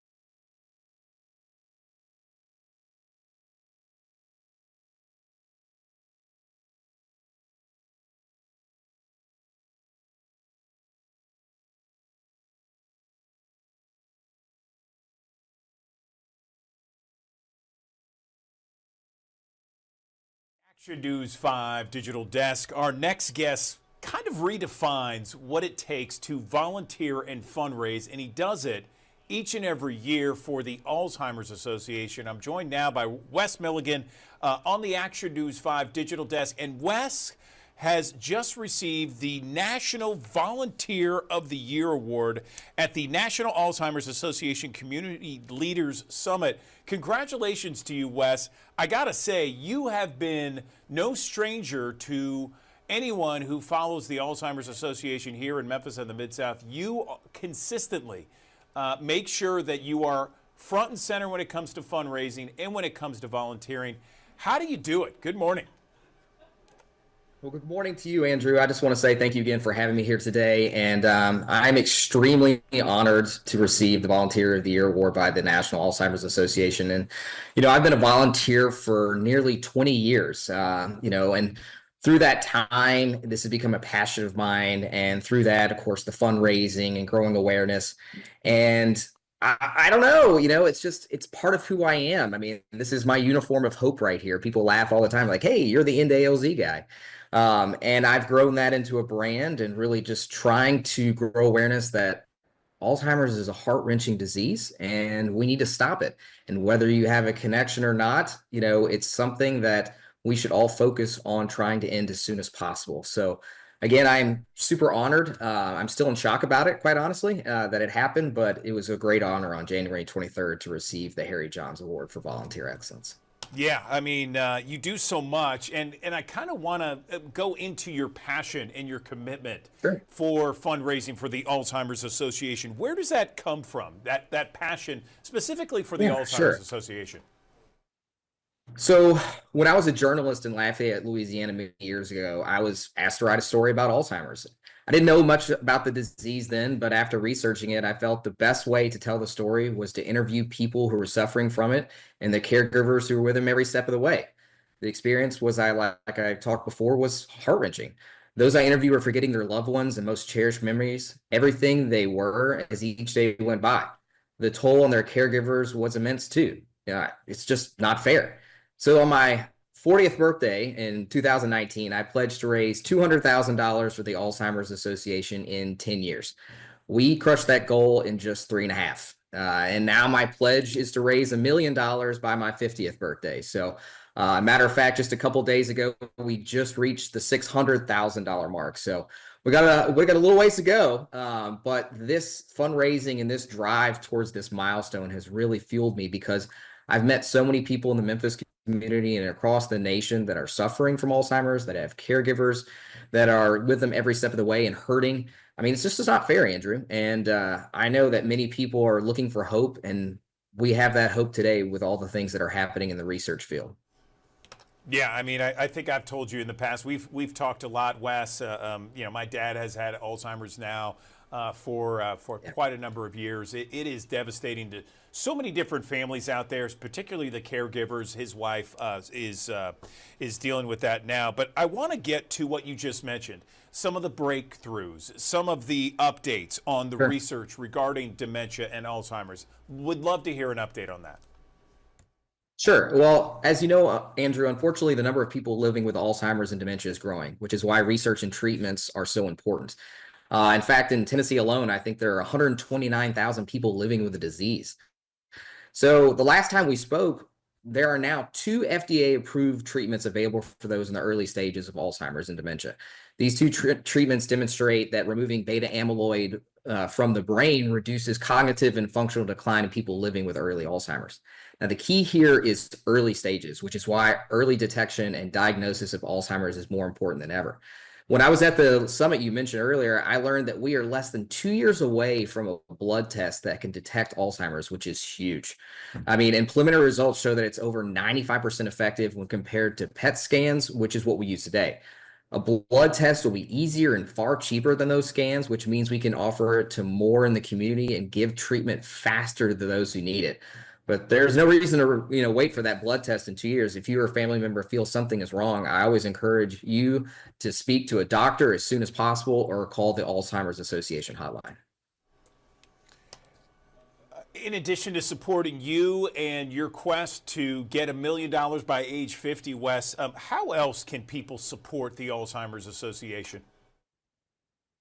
Well, obviously, you can donate through alz.org, but I tell people in the community, people have noticed lately that I have aligned my passion, with the Alzheimer's Association, and that is also bourbon, actually, and people joke about it.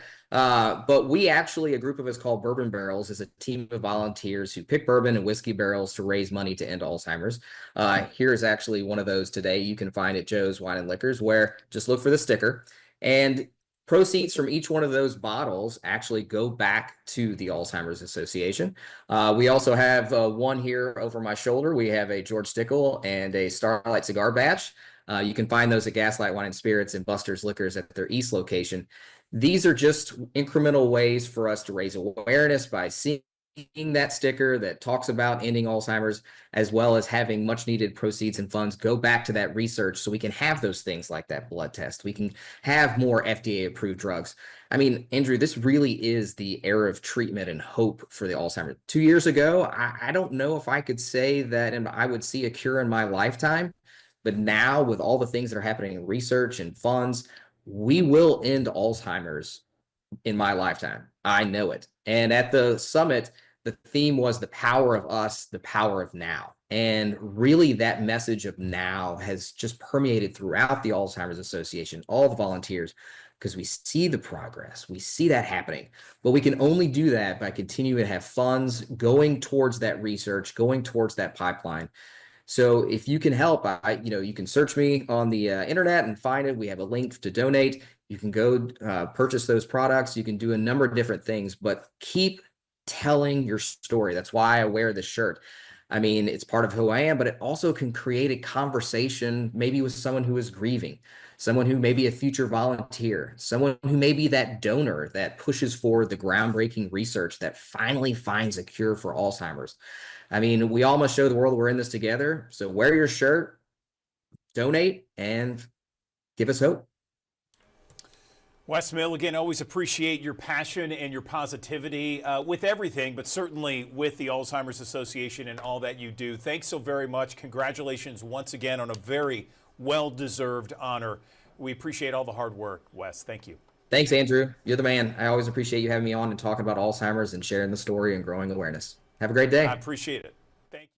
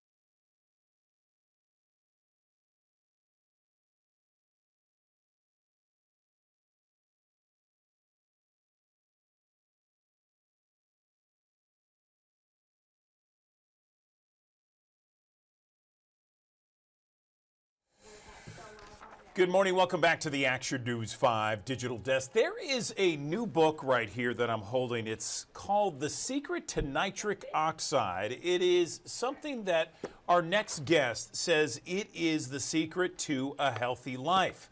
We're talking about something that apparently is backed by decades of research. I'm happy to be joined on the Action News 5 Digital Desk by Dr. Nathan Bryan. He is someone who is a biomedical scientist, and he has written The Secret of Nitric Oxide, Bringing Science to Life. And this is the secret ingredient to a healthy life. So, Dr. Nathan, we appreciate you being here.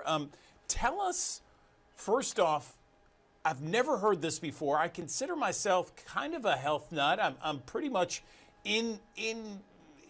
integrated in all kinds of different podcasts and books, reading about ways to live a healthier life, but I've never heard about this. Tell me more. Well, that's the objective of the book. It's revealing, as you mentioned, the 40 years of science around nitric oxide, how it was discovered, what led to a Nobel Prize, and then how important this molecule is for your own health and longevity. So first off, tell me, what is nitric oxide? It's in the body right now, correct? It is. It's naturally produced within our body in the lining of the blood vessels, and it regulates things like blood pressure, blood flow to the sex organs, blood flow to the brain, blood flow to the hearts.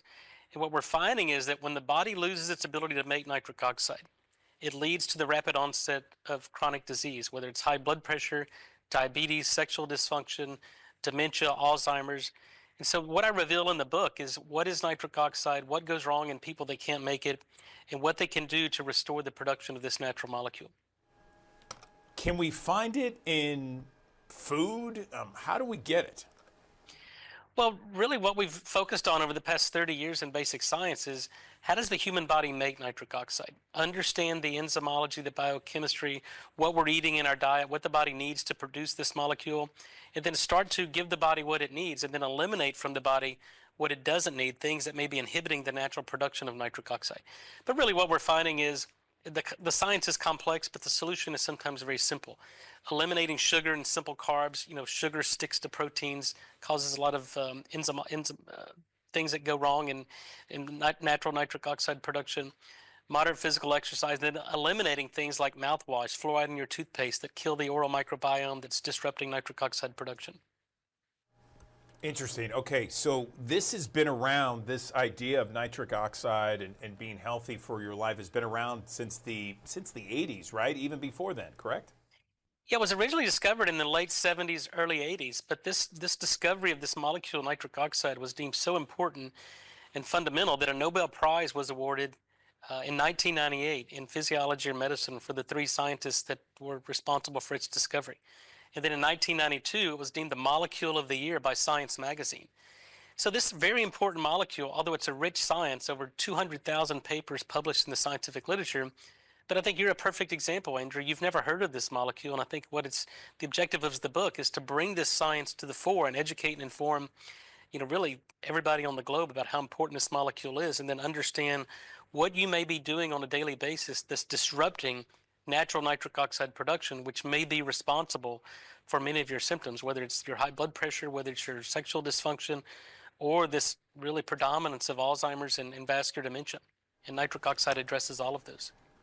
Let me ask you this. How do we test for nitric oxide, whether we have proper levels, whether we need more, whether we need less, that sort of thing?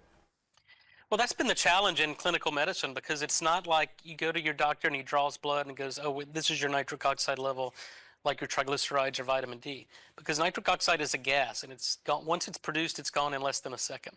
So what we have to rely on are symptoms. And so if you have an unsafe elevation in blood pressure, anything above 120/80, that's a sign of loss of nitric oxide production. If you have sexual dysfunction, 50% of the men over the age of 40 self-report erectile dysfunction. And it's not just occurring in men. This is a women's issue as well. If you develop metabolic disease, insulin resistance, type 2 diabetes, that's a symptom of nitric oxide deficiency. And then if not corrected, you start to develop vascular dementia, cognitive decline, and eventually that progresses into Alzheimer's.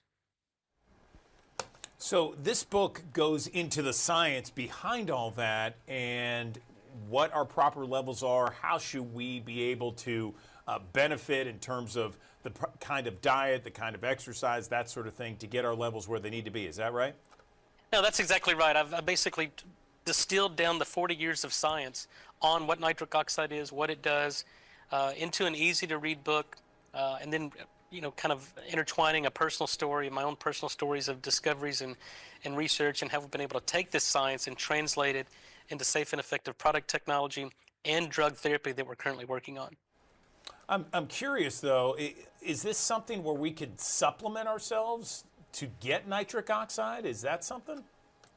It is. We basically we operate by these fundamentals of restorative physiology, understand what the body's missing, and then give this back.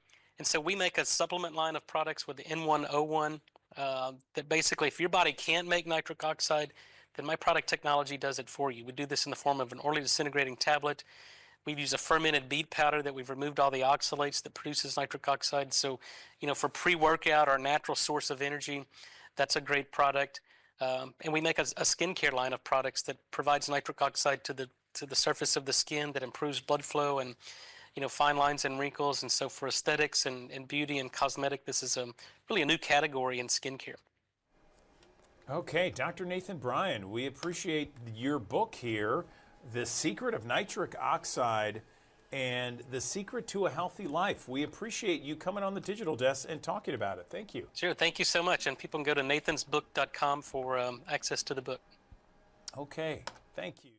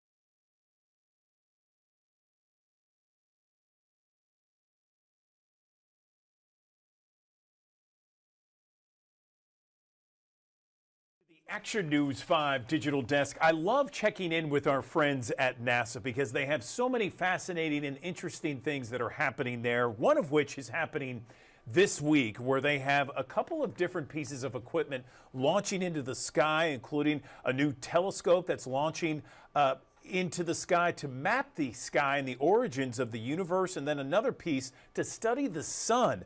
Right now, I am joined on the Action News 5 Digital Desk by someone who knows. He's in fact a group leader with NASA, Raphael Ati. Is that how you say your name? Good morning. Sure. Yes. Thank you. Okay, great. So, Raphael, good morning to you. Tell us about this launch that's happening and what to expect and what's expected to come out of it. Good morning.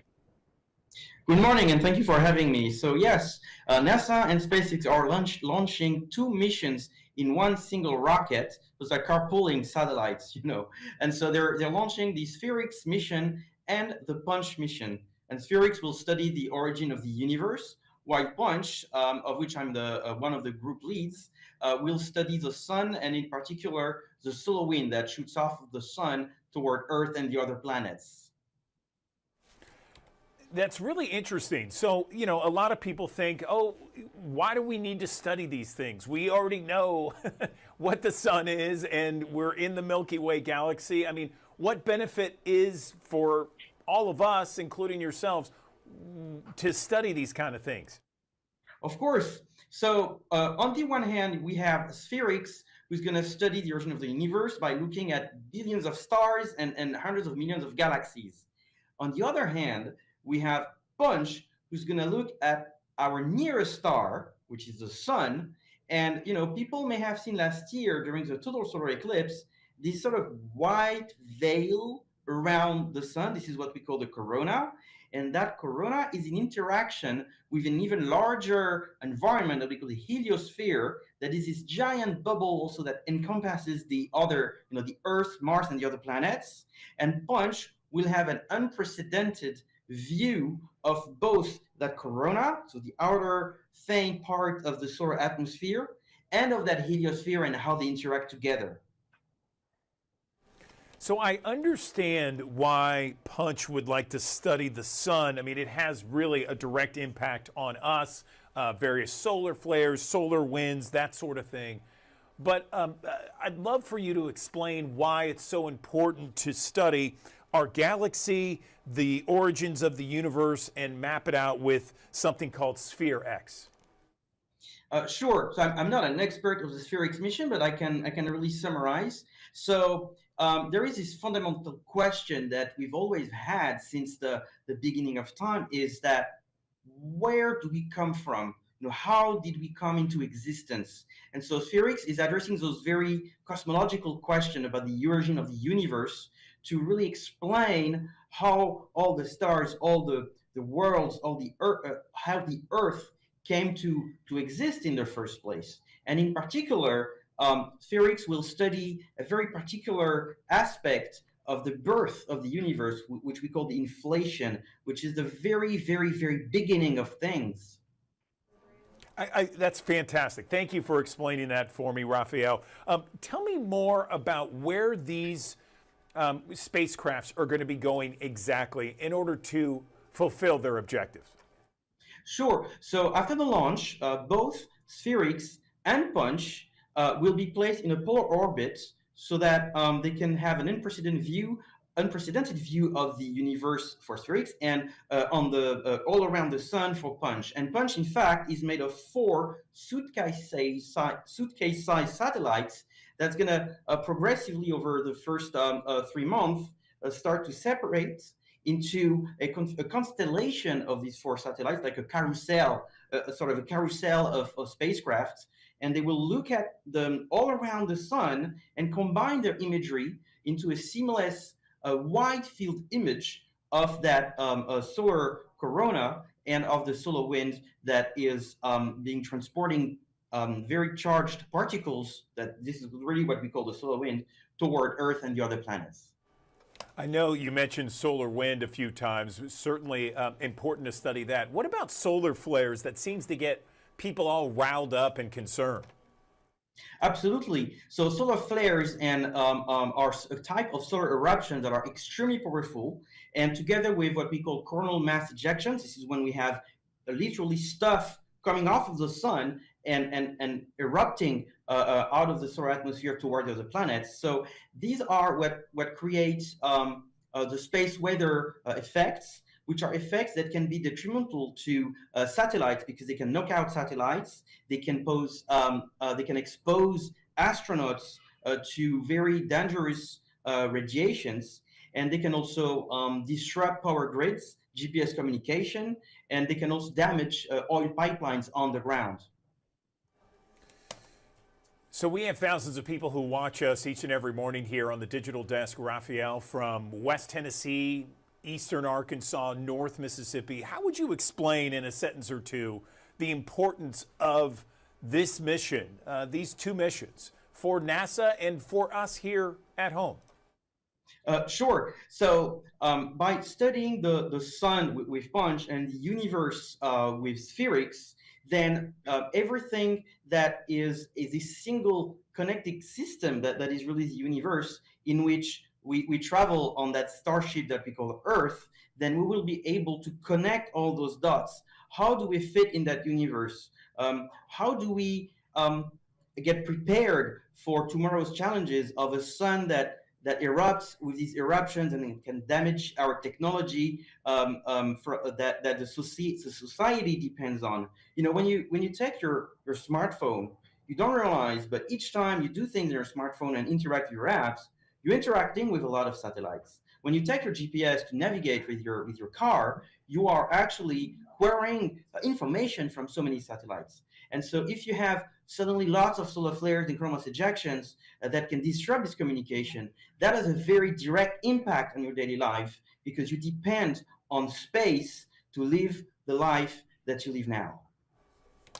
Raphael Ati, we really appreciate your time here on the Digital Desk. Thank you for breaking it down for us. Congratulations on these two major launches, and we appreciate getting the information from both of those spacecrafts in the near future. Thank you. Thank you.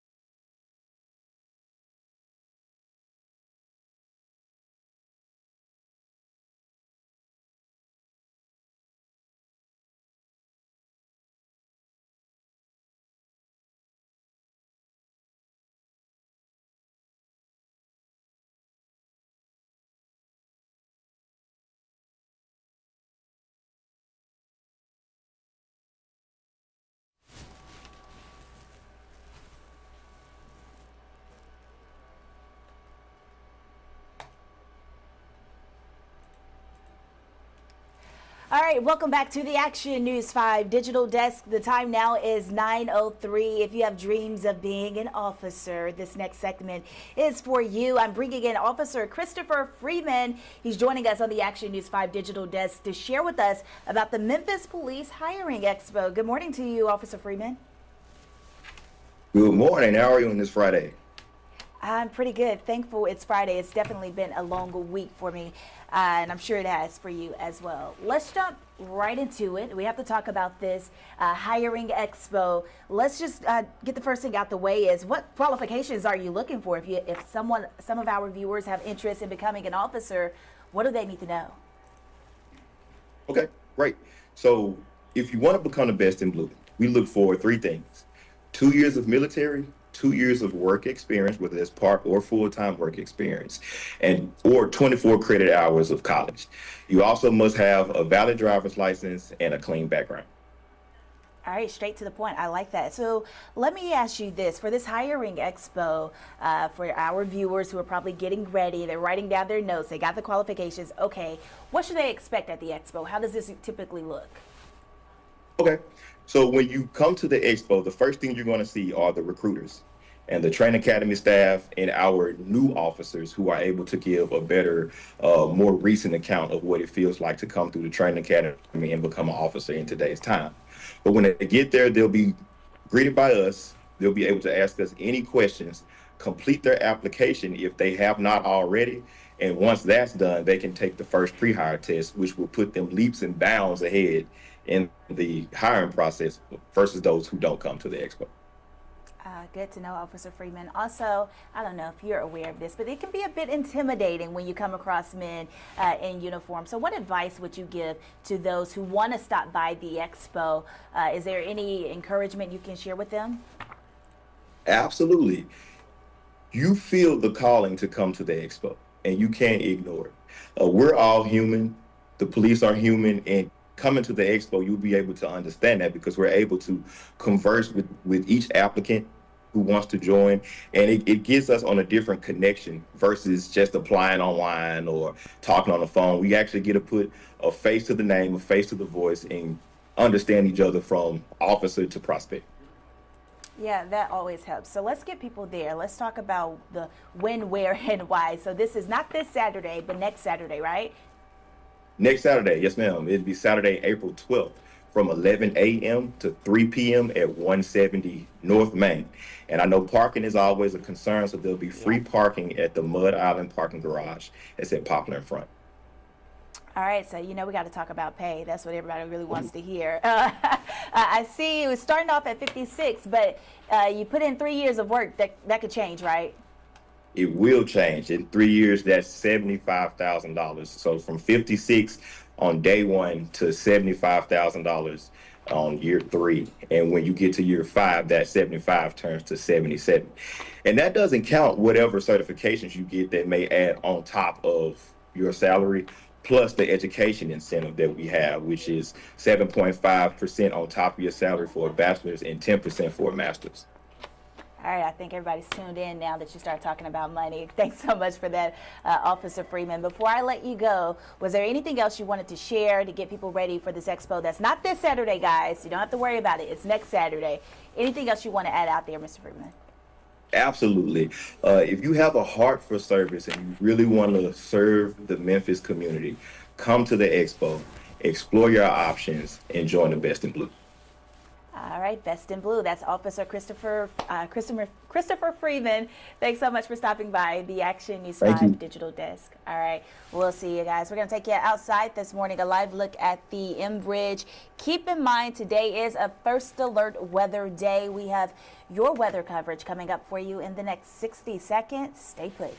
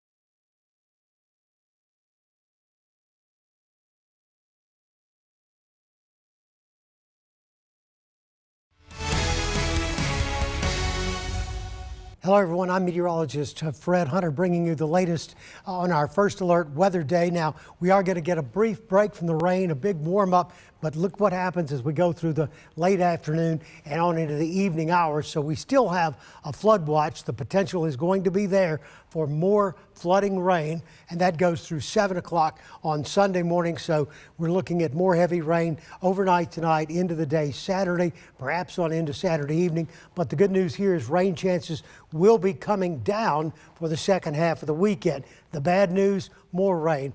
Broad brushing at 5 to 10 inches of rain can be expected across the area, and so the flooding concerns will continue. As you can see, the greater flooding concerns today and the Greater concern for severe weather will be back to the north and west, while we still have a slight risk for some strong storms, marginal risk further south across North Mississippi, but overall an improving weather pattern for the second half of the weekend. Between now and then, this warm, moist Gulf air continues to flow in. The frontal boundary stalls out, but eventually the storms form along the front, and then the storms are focused as it moves south as a cold front across our area. So those strong storms may contain some gusty winds. We're looking at a bowing effect from some of the stronger storms. Tornadoes not out of the realm of possibility, and obviously more heavy rain. This takes us through Saturday morning and into Saturday afternoon and Saturday evening, but you start to see by the time we get to late Saturday into Saturday night some clearing taking place as the rain dissipates, and then much cooler air moves in for the second half of the weekend, and that trend is going to continue on into next week. So really our risk for severe storms pretty much is over as we get into Sunday, as rain chances come down, but so do the temperatures. Look at this. We go from the mid 80s to the mid 50s with overnight lows in the low 40s, maybe some upper 30s in some of those normally cooler spots, and that trend will continue on into the end of the week and into next weekend. Of course, we'll continue to update you, so stay tuned. I'm in Moscow, Tennessee, right off a Sweet Road, and you're right, I have seen a lot, along with my photographer, Bo Bradley. You know, as the daylight, starting to come, it's just, again, it's just hard to take all of this in that we've seen over the past 2 days. This is what looks like remains of a trailer home here. We do know that the father and that daughter that were killed were possibly in this trailer home when that tornado struck this area. We've also been seeing a puppy just kind of roaming around, just throughout the morning. He hadn't came near us, doesn't seem, aggressive or anything. He's just, like I'm sure all pets, during this, like the dog yesterday in Arkansas, just scared right now. We see trucks that, are just kind of like in the bushes over there, we see it's a tractor back there or some sort of farm equipment that's turned sideways. Bo, let's show him over here. It's just, Bo, if you come over here for me, Bo, it's a piece of truck bed that's just over here, just thrown over there. I can even see pieces of debris all the way across the field. We're talking about hundreds of yards, So again, it just speaks to the severity of this storm. Again, it's so sad that, 2 people lost their lives here in Fayette County. We do know 3 others were injured here in Fayette County. It's unclear right now what their injuries are or how they're doing right now. All we can hope now is that they are at home or at the hospital healing and with loved ones and just taking care of themselves. Tavares Haywood, Action News 5. On Sam Cooper Boulevard, right off the Graham exit, and I just want to show you how the exit right now is flooded, and it's caused by a few factors, heavy rainfall being the main ingredients, but also improper drainage and just the ground being simply too wet. Just take a look at how drivers are trying to navigate around this flooded roadway. That's because it can, it only takes a couple inches for your car to stall out. I would estimate, like a rough estimate, around 3 inches of rainwater right there. So you're going to make sure you want to be careful. Take a look at some of this video that we shot yesterday. Our crews saw when we had severe weather. So these streets and tunnels quickly became flooded and took some time for the water to recede. These are just some examples of how quickly the rain can make these areas dangerous to drive in. But there are some tips for drivers that you can remember so the rain won't cripple your commute. Make sure you turn around, do not drown, do not drive through flooded roadways. Also, avoid areas that are subject to flooding like dips, low spots, and ditches. Flash flood can sweep away cars in 2 feet of rain, so find an alternate route and seek higher ground. Remember that we are expecting rain today and a severe risk of flooding for tomorrow. Reporting, I'm Stephanie Douglas, Action News 5. All righty, Stephanie Douglas, Tavarius Haywood, and Fred Hunter keeping us in the know on this First Alert Weather Day. Stay with us because your top stories are coming up after the break.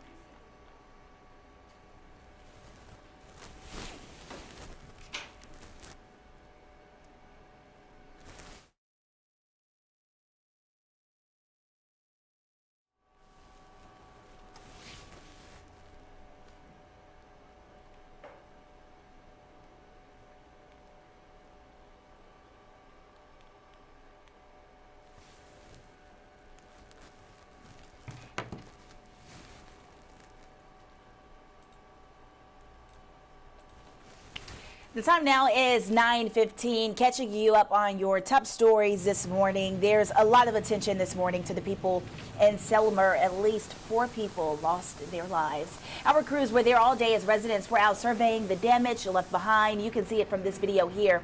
Just a lot of destruction there, a lot of debris, homes damaged, and even debris covering the roadways. As we mentioned, many people there are using a shelter set up by the American Red Cross. We spoke with a volunteer, and we spoke with actually several volunteers, and they say they're ready to step up when needed. Taking you over to Grand Junction in Hardeman County, destruction there as well. Several crews are there right now working to clean up and just to start that rebuilding process. It's going to be a long road to recovery, but they have already started that process. Leaders there say it's going to take a lot of time to actually go through the damage and assess everything. Well, with several more days of severe weather in the forecast, it's important to have an emergency plan in place. That means knowing where to go when severe weather strikes. Remember, today is a First Alert Weather Day, and tomorrow is a First Alert Weather Day as well. So you'll want to find a safe space in your home without windows when severe weather strikes. Also, stay in those safe places until you get the all clear. In Marshall County this morning, tornadoes tore through Sladen, Mississippi, leaving behind widespread damage on Wednesday and Thursday. Now, the area saw homes and vehicles destroyed, with at least 96 houses suffering minor to severe damage. That's nearly 100 homes, almost at least. The governor's office confirms 1 injury in Sladen, 2 in Tate County, and 3 in Tippah County. My West Memphis friends, your mayor, he released a statement, Mayor Marco McClendon. He says safety is a top priority following recent severe weather. He thanked first responders, urged residents to avoid flooded or blocked roads, and highlighted the impact of the city's new infrastructure tax. Now, no tornadoes touched down, but flooding remains a concern this morning. You can report down trees to Public Works at 870-732-7580 or 870-702-2000. You can also text West Memphis to 91896. By doing that, you can receive all of the alerts. Well, you probably remember this story from yesterday. It got a lot of traction all across social media. You know, after the storm slammed down across the Mid-South, many residents in Monette in Northeast Arkansas are coming to grips now with homes and valuables gone or destroyed. While surveying damage in Monette, our Tavarius Haywood, he shared a heartfelt moment with a 97-year-old man who lost his home of 65 years due to Wednesday night storms. He shared that he'd been living alone since his wife passed away 3 years ago. Monette is just one of the many communities throughout the Mid-South that was affected by Wednesday's overnight storms. Well, we have a few updates for you this morning. This morning, we're following a shooting investigation. Around 5:30, officers responded to a shooting at the 1900 block of Nelson Avenue. A male victim was located and transported to Regional 1 Hospital. Officers have 1 female detained. However, this is still an ongoing investigation. And the Crockett County Sheriff's Office is reporting that a house caught fire after being struck by lightning. Now, according to the Crockett County Sheriff's Office, this happened around midnight. A thunderstorm passed through the county with explosive lightning. The sheriff says that the home near Chestnut Bluff was struck and then it caught fire. So the fire crews were at the scene in Crockett County. It was a very active scene, but they did also confirm that a vehicle was also hit. Also, I know it's 9:19. You've probably already gotten your day started. Parents, I just want to remind you to check the school status. I know some schools are out, some schools are in session. I know West Haven Elementary School is closed, but Ridgeway High is open. And if you remember yesterday, Ridgeway High was dealing with some flooding concerns, and so they closed the doors. But today, yeah, kids got to go to school. Ridgeway High School is open. Remember, you can find all of these stories on our Action News 5 website. We post them by the minute, by the second, to keep you up to date. Those are your top stories at 9:20. We're going to take a short break and going to keep this Action News 5 digital desk rolling with more interviews. Plus, we have a live interview with our friends at La Prensa Latina. That's coming up at 9:30. You don't want to miss it. Stay put.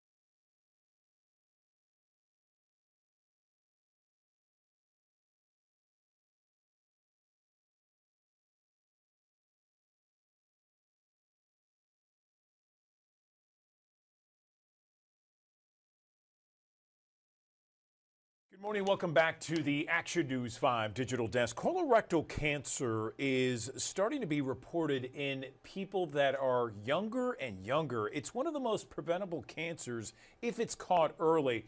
On the Action News 5 digital desk, I am joined now by Dr. Paul Johnson with Methodist Le Bonheur Healthcare to talk about the issue of colorectal cancer, colonoscopies, signs and symptoms, warning signs, that sort of thing. Dr. Johnson, how are you? Good morning. Good. Thank you for having me again. Thank you for helping me to kick off the Colorectal Cancer Awareness Month, which is March. And I see you in your blue suit and I appreciate it. And we're wearing blue this month to make sure that people know that it's important to get out and get their colorectal screening.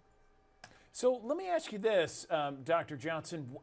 Why are younger people getting diagnosed with colorectal cancer earlier and earlier? I remember a long time ago, it was like, okay, 50, you need to get a colonoscopy. Then it was 45, and then I'm hearing cases where people are getting colorectal cancer diagnoses before 45. What's going on? It is absolutely a trend that we're starting to see. Since around 2011, we've seen a steady increase in young onset colorectal cancer, and it's been increasing in about a 2% rate. And the question of why it's happening, I wish we knew exactly why it was happening. What we believe at this point is going to be related to environmental factors. We know there's not a strong genetic disposition, so we think it might be related to what we eat, the food that we consume, our gut microbiome, which is the different bacteria that we have in our colon, and how that might have interplay with inflammation within the colon lining.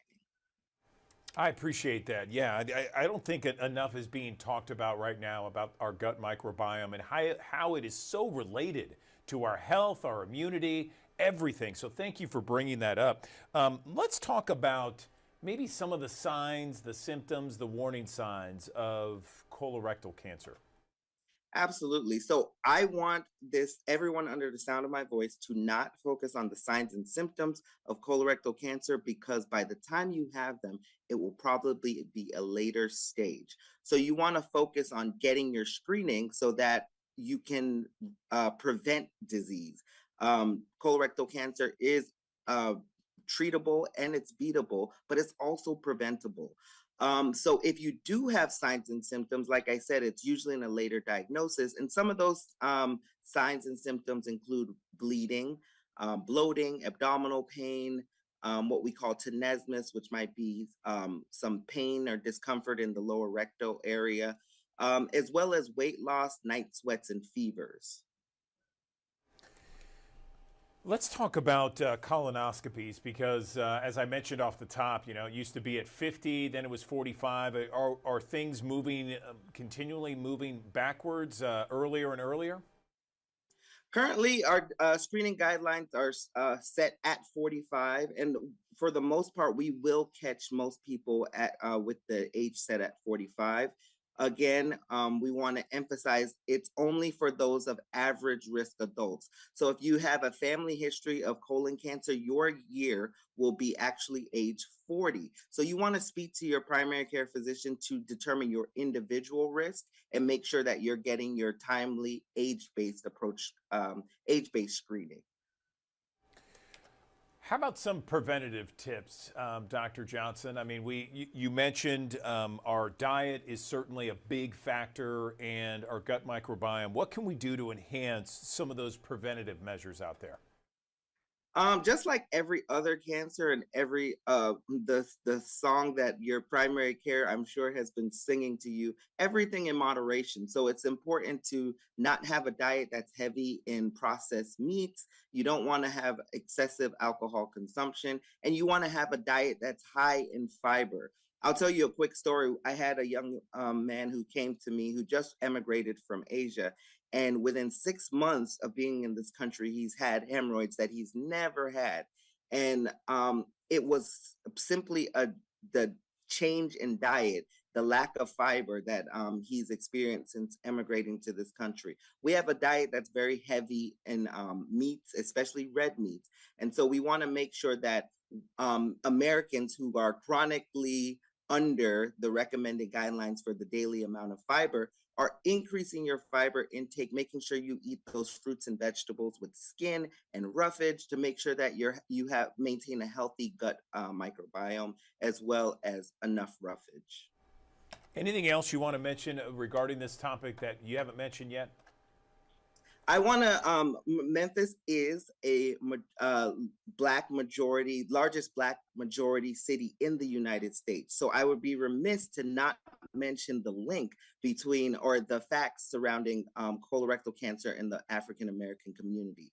What we do know is that African Americans are diagnosed at 20% higher than our counterparts as well, and we die at the disease at a 40% higher likelihood. So we want to make sure that to the African American community, please, any embarrassment, stigmas, or anything surrounding colonoscopy, put that to the side and get your screening if you're age over 45 today. Dr. Paul Johnson with Methodist Le Bonheur Healthcare talking about colorectal cancer screenings and the warning signs and what we can do to prevent it. We appreciate your time on the Digital Desk. Thank you. Thank you. Good morning. Welcome back to the Action News 5 Digital Desk. More older Americans are working now than ever before. Today, roughly 39 million Americans ages 55 and older are in the labor force, more than 2.5 times that number that were in the labor force some 40 years ago. And many of them are looking for a job change. I am joined right now on the Action News 5 Digital Desk by work and jobs expert Carly Rozowski, and she's going to be here to talk a little bit about some of the strategies for those older workers and showcase how they can showcase their skills, experience, and combat age discrimination. Carly, thanks for joining us on the Digital Desk. So where is the job search landscape for Americans 55 and older? Good morning. Good morning. Yeah, we're still in a really tight labor market with historically low unemployment rate. There are more job openings than there are people looking for jobs. In our recent survey asking people 50 and older if they were looking to switch jobs in 2025, and 24% said yes, which is a 10% increase over last year. And the data is showing that more Americans are looking to switch jobs now than at any point in the past decade. Making more money is the main reason why people want to switch jobs this year, but it's also followed by wanting more flexible work arrangements and wanting to do more meaningful work. Yeah, I know a lot of people out there, particularly people ages 55 and over, feel that their age may hold them back. Is there perhaps a way that AARP and perhaps the employee and the applicant themselves can combat age discrimination? Many professionals in their 50s, 60s, and 70s do feel that age discrimination can hurt their chances of getting a new job or even advancing in their current careers. And our AARP research consistently shows that 64% of people 50 and older have either seen or experienced age discrimination in the workplace. But given employers' need for talent and it being a tight labor market, it does make great business sense to hire older, experienced workers and to retain them.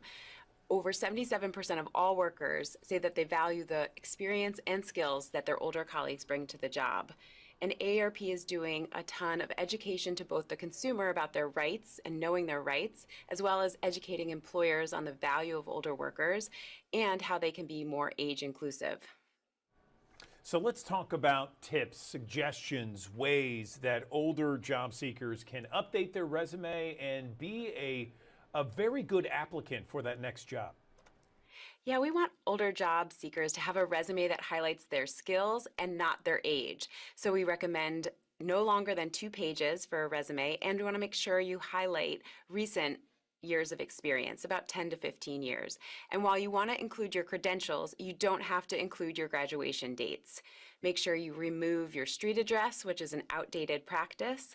And make sure if you're holding on to an old AOL or Hotmail email address, you might want to update to a more modern service like Gmail. Another best practice that's good for all job seekers is to bot-proof your resume. So some organizations use AI bots to screen resumes and sometimes eliminate candidates before they're even seen by a real person.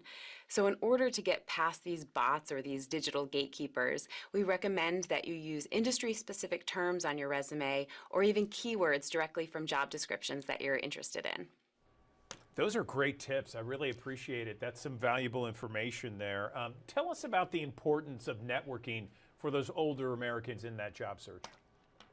Networking is critical to any job search. Talking to friends, family members, neighbors, even coworkers, and letting them know that you're looking for a new job opportunity. Also, if you are not on LinkedIn, now's a great time to join. Make sure that you include a recent professional profile photo, as well as making sure you fill out the skills section.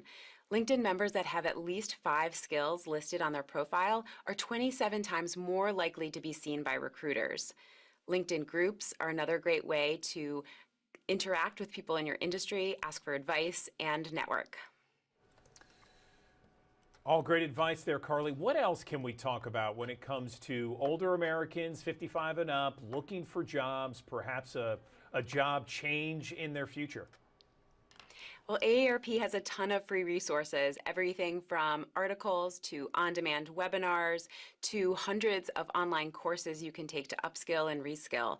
You can find all of those at aarp.org/work.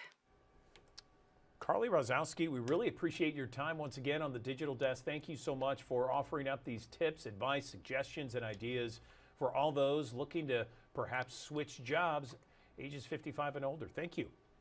Thanks so much.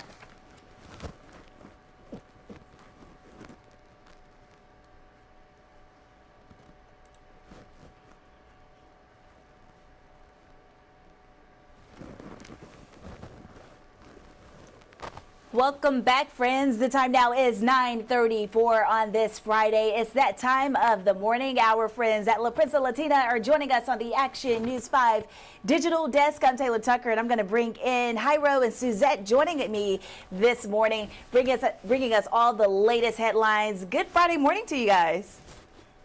Friday morning. How are you? We finally see the sun for a little bit this morning, so super excited about that. I don't know how long we're gonna see it for, but you know, we're just happy it's here.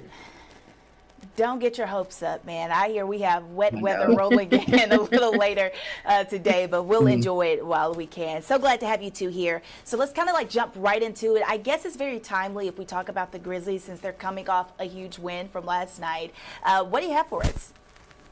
Yeah, so I mean, for the on the sports section, of course, coming off a win yesterday, right? With against Miami with 2 points by Ja, so we're super excited about that. But of course, we were probably pretty comfortable on the first half of the conference with we're at number 2 spot and so right now we're just in a bad position. But we got 5 games left, which we should be able to. We need to. Let me rephrase that. We need to do a better job. I know we got. Jenkins just left the team too, so it's gonna be pretty interesting to see the next Grizzlies. But we're super excited, and of course, we're always gonna root for the Grizzlies. So we're home with a grit and grind, right? Go Grizz, go! Absolutely. After yesterday's win, I'm feeling a bit hopeful that things will turn around for us. So that's something that's always a big talker. Suzette, you can join in on this. Tell me about. I know Billboard made some big announcements this week, right? Yes, ma'am. Good morning. Good morning. So we are having a very big proud moment here because Billboard magazine released its list of the 50 greatest Latin pop artists of all times, and Shakira made it to the first place. So yes, we are celebrating. That is definitely a very, very tremendous honor for us Latinos. So we are happy for that. We love us some Shakira, right? Don't we all? That makes 3 of us there.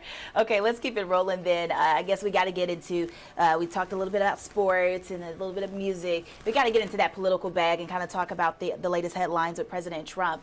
What can you tell us here? Yeah, so as you know, the tariff wars, they're always on the news. But one of the things, of course, that's always in people's eyes are going to be like groceries, everything that has to do with how it impacts us consumers, right? So the most immediate impact will be, of course, the prices across a lot of goods such as electronics. A lot of them coming from China could be up to 15% more expensive. Of course, vehicles, because a lot of vehicles come in from Mexico. A lot of factories in Mexico, so you'll be able to see maybe about $3,000 to $5,000 more on those price tags, depending on all these negotiations, of course. Grocery shopping, which involves everybody here, right? A lot of the goods that are coming from Mexico. So it just kind of like we're gonna have to see how between between Mexico and the United States, how that kind of plays off. But you'll be able to see, maybe 15% increase on some of these prices at the end of the shopping experience that you have. So, but not only a lot of countries are kind of like expressing their concerns between this whole tariff wars, but also we had comments from, of course, the CEO of Ford, Jim Farley, that could cause chaos in the automotive industry. So also we're able to kind of see a lot of companies here in the United States that are also concerned about this, but we're going to continue to, of course, update our community and update everybody on how this is going to continue to develop. So just make sure you stay tuned to La Prensa Latina, of course, with Channel 5 as well. Absolutely. Yeah, that's a big talker. I mean, because that impacts everyone. But you guys always keep us in the know. Jairo, I get to talk to you all the time. This is my first time talking to Suzette, so I'm happy to have you on the digital desk. We need to add in a fashion session since you just came in all dressed up. I love your outfit. We got to add that to the conversation. Guys, she came in, and I was like, man, I got to throw a coat on and something because she's going to make me look bad. Put in the pressure.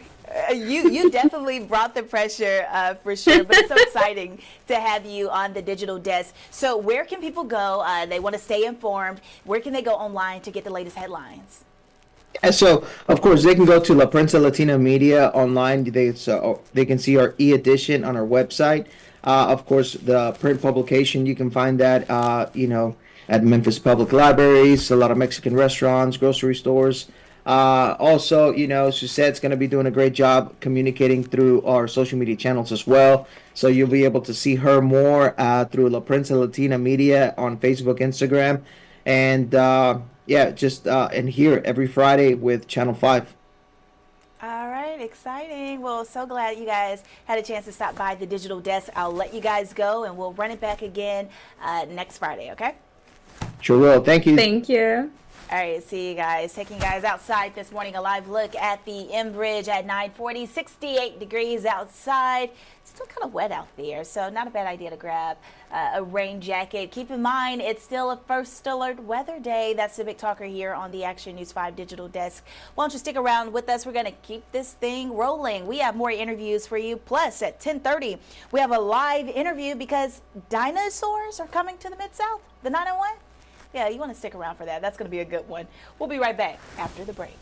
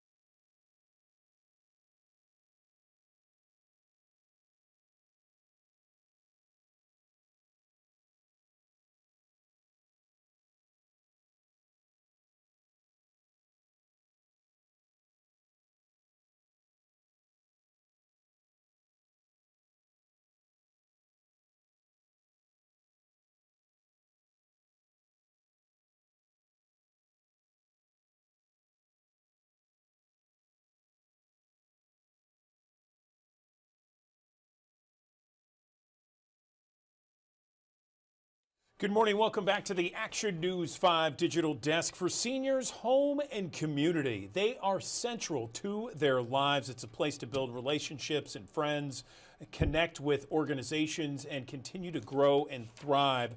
But that can't happen for all seniors out there, unfortunately. So this is a very important interview we're about to discuss because it's about new findings that we're discovering in a brand new survey done by AARP and what we can do to help our parents and grandparents. I'm joined right now on the Action News 5 digital desk by Rodney Harrell. He's VP of Family, Home, and Community for AARP. So, Rodney, good morning to you. Can you tell us a little bit about this new study done by AARP and what some of the results were? Well, good morning. And to your point, there are some really intriguing findings in this new survey we've just released. First, we found that 3/4 of people 50 and older want to stay in their homes or their communities as long as possible. Now, we found that about half were confident they could stay in their communities. At 44% of older adults said that they may need to move in the future. So that adds up to me that most of us want to stay in our homes and stay in our communities as we age, but many of us know that our communities or our homes are missing some of the features that we need to be able to thrive there. And so closing that gap is something we might want to think about.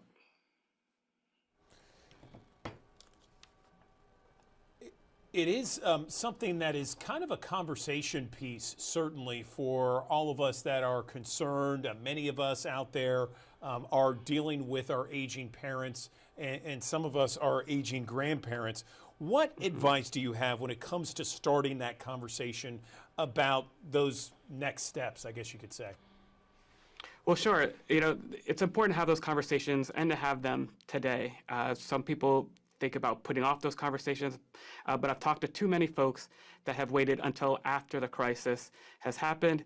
And when that happens to you, say after you have a fall, after someone's been in the hospital, after some other change has happened, you're now in a box. and now you have limited time, limited financial resources to make those changes. So the earlier you plan, the better you're going to be. Now, to do that planning, we need to be able to talk openly and honestly as families about the issues that we have.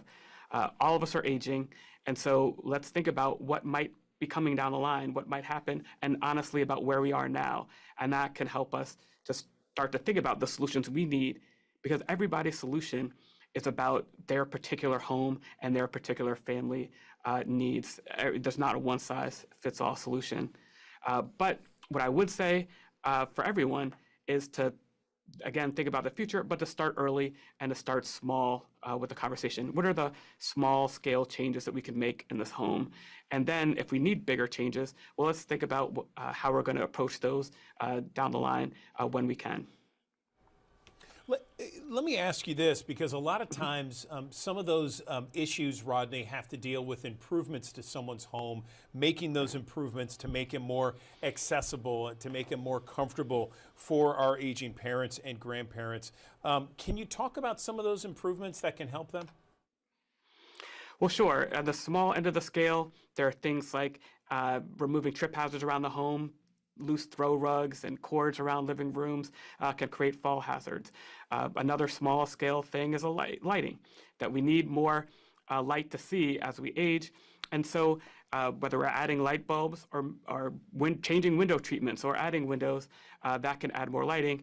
And what I like about paying attention to the windows is it also allows us to stay connected with the community that's outside as well. And then there's some bigger things as well, thinking about the entry to our homes. Do we have stairs there? What can we do to make that a zero-step entry? Can we put a ramp or something else in there, or change the way our front entrance is designed if we're going to make a larger scale change? How can we adapt to the stairs in the home? Can we put a bedroom or create a bedroom space on the first floor? So from small to large, there are changes we can make to make our homes work better for us. But we have to know kind of what we're starting with, and then what our needs are, and go from there. Where do people make the biggest mistakes, Rodney, when it comes to this type of issue? I think the biggest mistake that I see folks making is thinking that things will always be the same. Things are fine now, so they will be. And I'll worry about that when it comes. I remember talking to a woman in her 80s that had said just that to me. I'll worry about that when it comes. And she had this huge house with all these stairs out front, and huge stairs inside as well. And I kept thinking about, well, what's happened to her, a year or two later, if she had any kind of mobility change. And so, we need to think ahead. And so it's not just thinking about today, but what are things likely to happen to us? And how can we prepare for those things? And the other mistake tied to that is being intimidated by thinking it's too big of a thing to tackle. So again, starting small helps us think, well, what are the changes we can make? And perhaps build to bigger things when you have the wherewithal to do so. A lot of times, parents and grandparents go to the independent or assisted living communities. Is that a good thing? I guess that all depends on the conversation that you have, right? Yeah, what I'd say is that there's a wide range of solutions out there. There's not a one-size-fits-all. We've got to have all hands on deck and think about all of the different ways that we can get our needs met. And so for some of us, those are great options. What I'd like to do, though, is to make sure that people have the option to stay in their home and community if they'd like to. So for those folks who want to do that, they have that. For folks who can't do that, who need a little more help, it's great that we have different ranges of housing options for those as well. But we're going to need all the solutions that we can think of, because this older population is growing. And we're going to have more people over the age of 65 than under 18 by 2034. And we just don't have enough housing options to meet all those needs. Good point. Anything else you wanted to mention, Rodney, before we let you go? It's an important conversation to have, and at times it can be very difficult for so many families out there, but certainly important. But anything else, any kind of advice, suggestions, tips for anybody? Sure. It's never too early to have these conversations, as I've mentioned. And the second thing I'd say is to think about your home and the changes you can make now, and then things you might want to do tomorrow. But also think about the community that the home is in as well. Are we able to get around? Do we have the kind of community elements we need. A home is in a location too, and so all of that goes together in thinking about, is this the right place to age? And if so, what can we do to make that easier for me? Okay, Rodney Harrell, VP of Family, Home, and Community for AARP. I really appreciate this discussion, an important one to have as so many families deal with parents and grandparents that are aging, and they need various wants. They have some needs out there, but it's certainly a discussion that needs to be had. We appreciate all the suggestions and advice you gave us here on the Digital Desk. Thanks.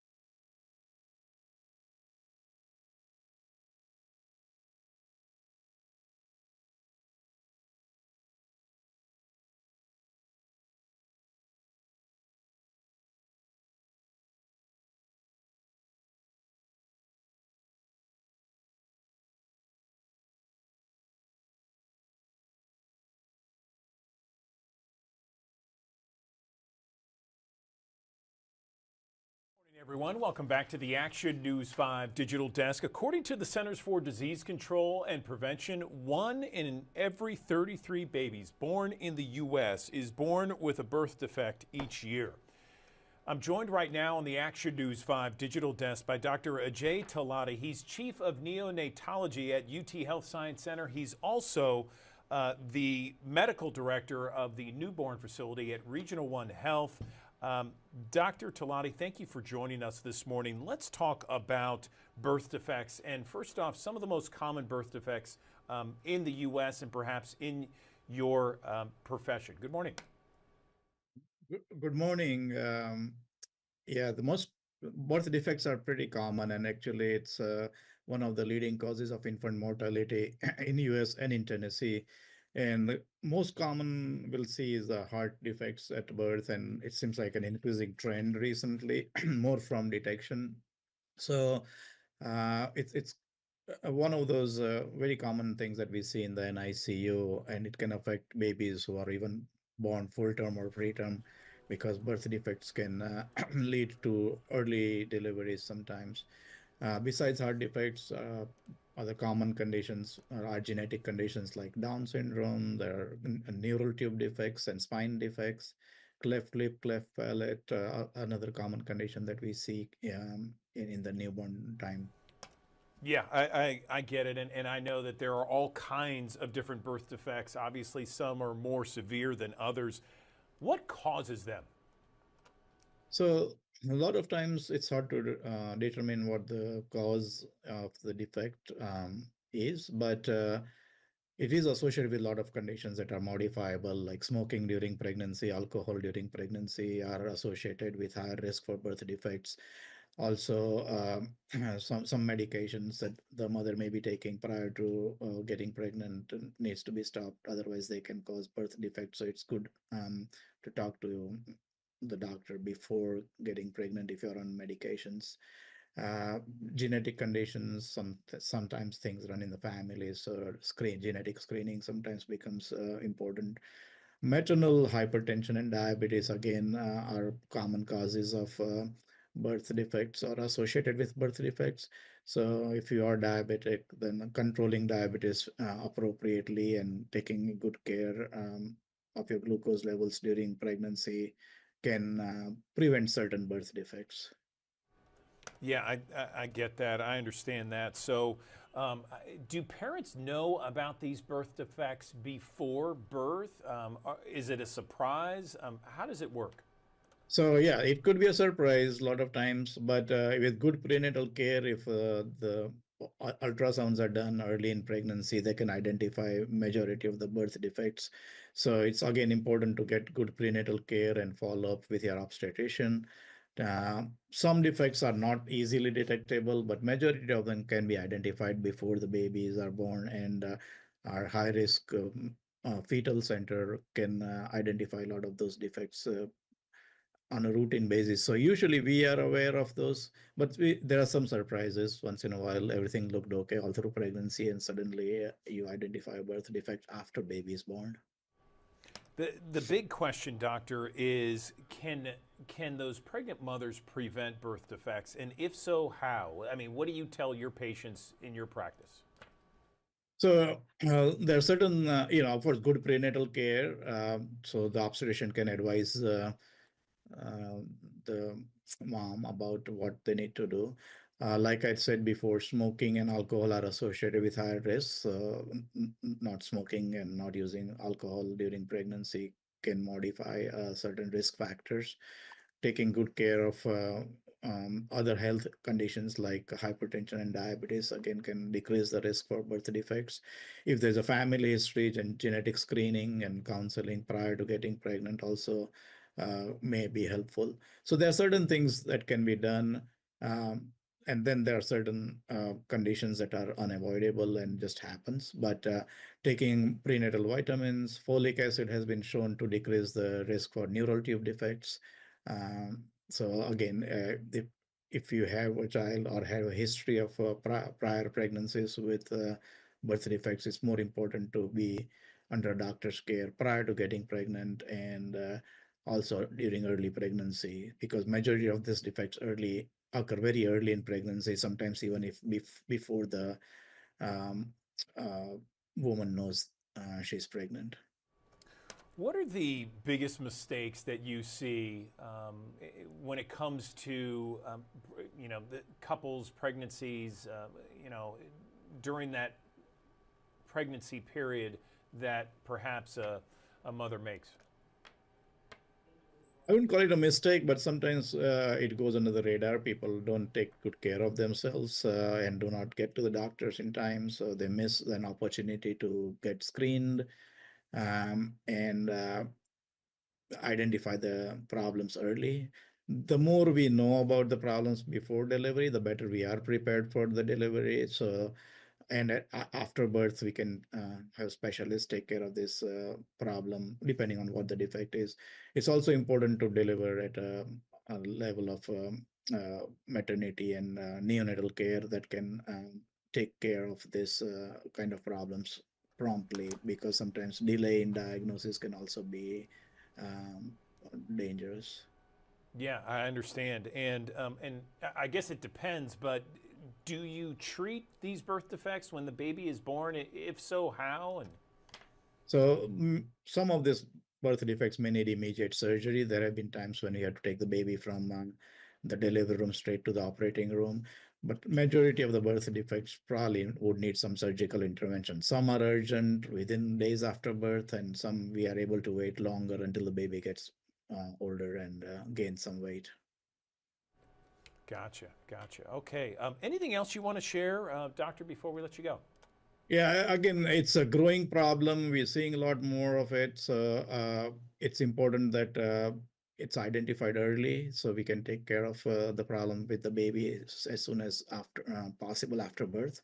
Again, good prenatal care, healthy diet, prenatal vitamins, folic acid, and avoidance of smoking and alcohol during pregnancy are kind of important to prevent or decrease the risk of some of these birth defects. Okay, Dr. Ajay Talati, not only the medical director of the Newborn Center at Region 1, but also chief neonatology at the UT Health Science Center. We appreciate your time on the digital desk. Very informative. Thank you. Thank you. Okay.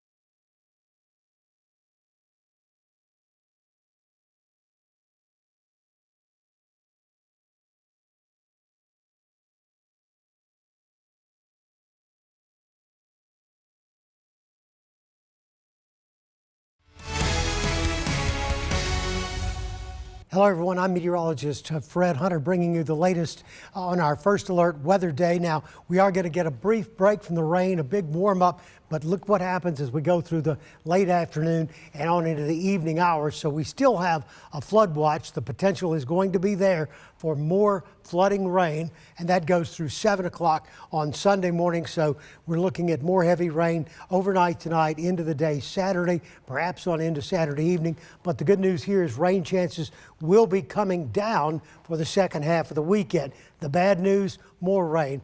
Broad brushing at 5 to 10 inches of rain can be expected across the area, and so the flooding concerns will continue. As you can see, the greater flooding concerns today and the greater concern for severe weather will be back to the north and west, while we still have a slight risk for some strong storms, marginal risk further south across North Mississippi, but overall an improving weather pattern for the second half of the weekend. Between now and then, this warm, moist Gulf air continues to flow in. The frontal boundary stalls out, but eventually the storms form along the front, and then the storms are focused as it moves south as a cold front across our area. So those strong storms may contain some gusty winds. We're looking at a Boeing effect from some of the stronger storms. Tornadoes not out of the realm of possibility, and obviously more heavy rain. This takes us through Saturday morning and into Saturday afternoon and Saturday evening, but you start to see by the time we get to late Saturday into Saturday night some clearing taking place as the rain dissipates, and then much cooler air moves in for the second half of the weekend, and that trend is going to continue on into next week. So really our risk for severe storms pretty much is over as we get into Sunday, as rain chances come down, but so do the temperatures. Look at this. We go from the mid-80s to the mid-50s with overnight lows in the low 40s, maybe some upper 30s in some of those normally cooler spots, and that trend will continue on into the end of the week and into next weekend. Of course, we'll continue to update you, so stay tuned. I'm in Moscow, Tennessee, right off a Sweet Road, and you're right, I have seen a lot, along with my photographer, Bo Bradley. You know, as the daylight, starting to come, it's just, again, it's just hard to take all of this in that we've seen over the past 2 days. This is what looks like remains of a trailer home here. We do know that the father and that daughter that were killed were possibly in this trailer home when that tornado struck this area. We've also been seeing a puppy just kind of roaming around, just throughout the morning. He hadn't came near us, doesn't seem, aggressive or anything. He's just, like I'm sure all pets, during this, like the dog yesterday in Arkansas, just scared right now. We see trucks that, are just kind of like in the bushes over there, we see it's a tractor back there or some sort of farm equipment that's turned sideways. Bo, let's show him over here. It's just, Bo, if you come over here for me, Bo, it's a piece of truck bed that's just over here, just thrown over there. I can even see pieces of debris all the way across the field. We're talking about hundreds of yards, So again, it just speaks to the severity of this storm. Again, it's so sad that, 2 people lost their lives here in Fayette County. We do know 3 others were injured here in Fayette County. It's unclear right now what their injuries are or how they're doing right now. All we can hope now is that they are at home or at the hospital healing and with loved ones and just taking care of themselves. Tavares Haywood, Action News 5. Here on Sam Cooper Boulevard, right off the Graham exit, and I just want to show you how the exit right now is flooded, and it's caused by a few factors, heavy rainfall being the main ingredient, but also improper drainage and just the ground being simply too wet. Just take a look at how drivers are trying to navigate around this flooded roadway. That's because it can, it only takes a couple inches for your car to stall out. I would estimate, like a rough estimate, around 3 inches of rainwater right there. So you're going to make sure you want to be careful. Take a look at some of this video that we shot yesterday. Our crews saw when we had severe weather. So these streets and tunnels quickly became flooded and took some time for the water to recede. These are just some examples of how quickly the rain can make these areas dangerous to drive in. But there are some tips for drivers that you can remember so the rain won't cripple your commute. Make sure you turn around, do not drown, do not drive through flooded roadways. Also, avoid areas that are subject to flooding like dips, low spots, and ditches.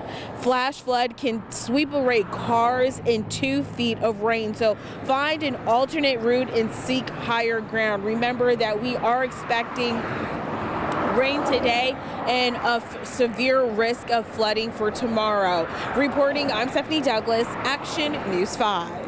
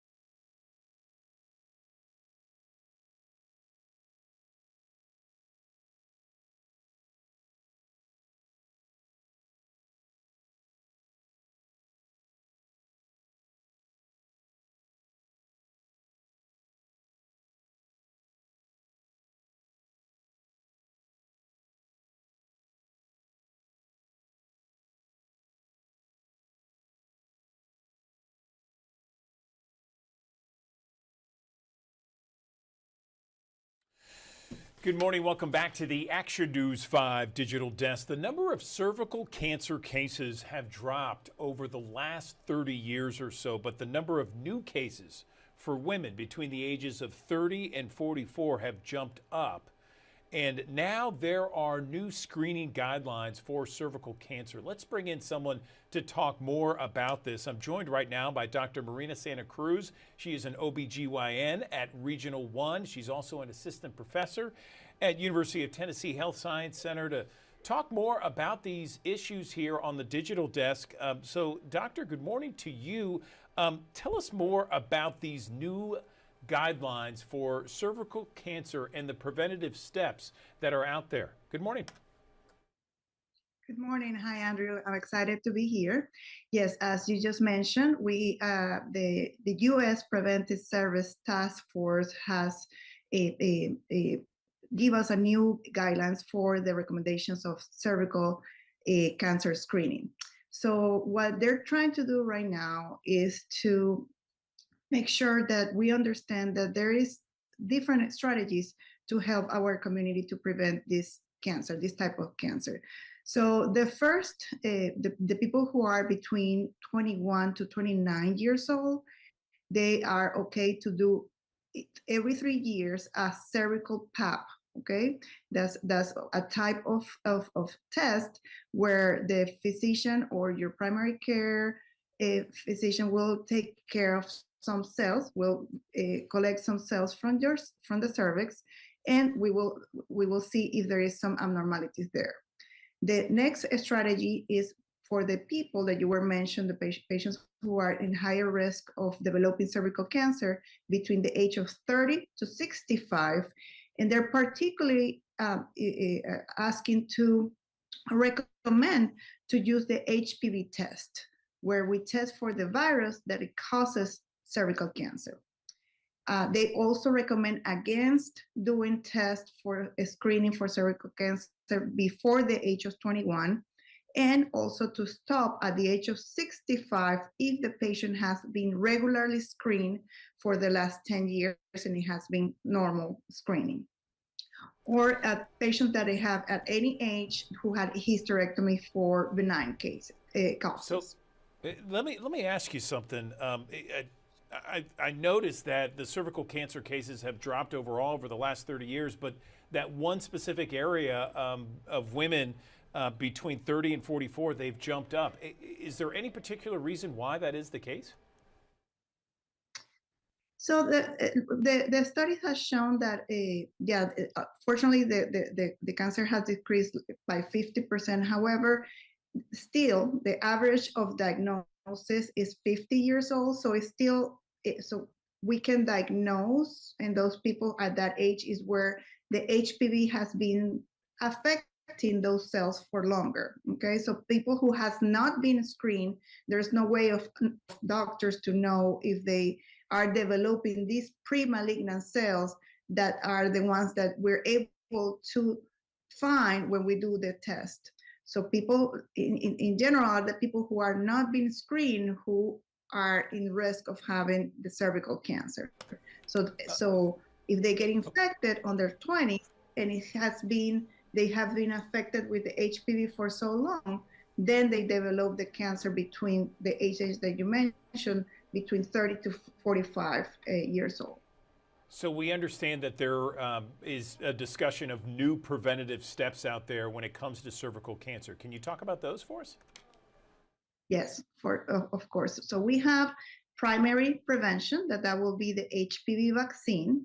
That's a vaccine that is given in children's, boys and girls, and it can be started as early as 9 years old, and then it can go up to 45 years old depending on each patient. But yes, that's the first tool that we have to prevent cervical cancer. And the second one will be the screening test. So we have two types of screening tests, as I said, the pap smear test, and we have the HPV test. Is there something that women can do to reduce their risk of cervical cancer? Yes, so screening is go to the doctor. Also, look for some early symptoms. When cervical cancer is, when the patient have, unfortunately, cervical cancer, at the beginning, early stages, they don't have symptoms, but then when it's more advanced, they can have a bleeding, abnormal vaginal bleeding, or what we sometimes after sex, so we call it postcoital bleeding. It's kind of like one of the red flags for us. Also pelvic pain and watery discharge.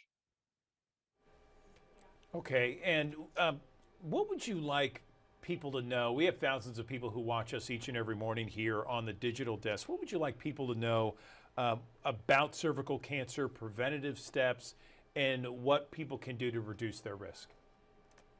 Yeah, so first of all, I will encourage our community to establish a communication with your doctor, right? We know that going to see a doctor regularly to check up not only the cervical cancer, but to maintain your health is important. So during those visits, it's important to have the conversation with the physician, and for the physician also to also have the opportunity to educate the patients about these preventive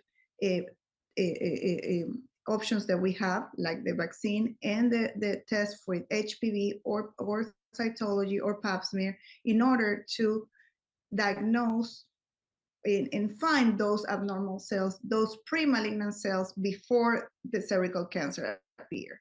So that's my main recommendation, to see your doctor and get tested. Okay, Dr. Marina Santa Cruz, we appreciate your time here on the Digital Desk. Thanks for informing us about preventative steps there to reduce our risk of cervical cancer. We appreciate it. Okay, thank you so much. Have a great day. Okay, you do.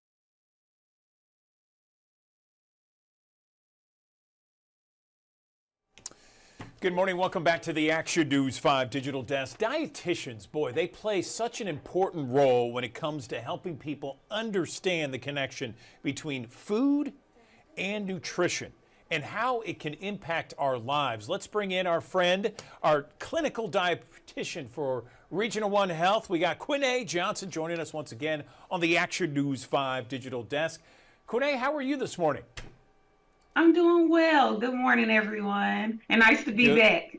Yes. Always good to have you. So we know that there are a lot of processed foods, ultra processed foods, and the way that they are processed affects how healthy they are or how unhealthy they are, I guess you should say. Can you explain the difference between processed foods, what that means, ultra processed foods, and best practices to avoid them?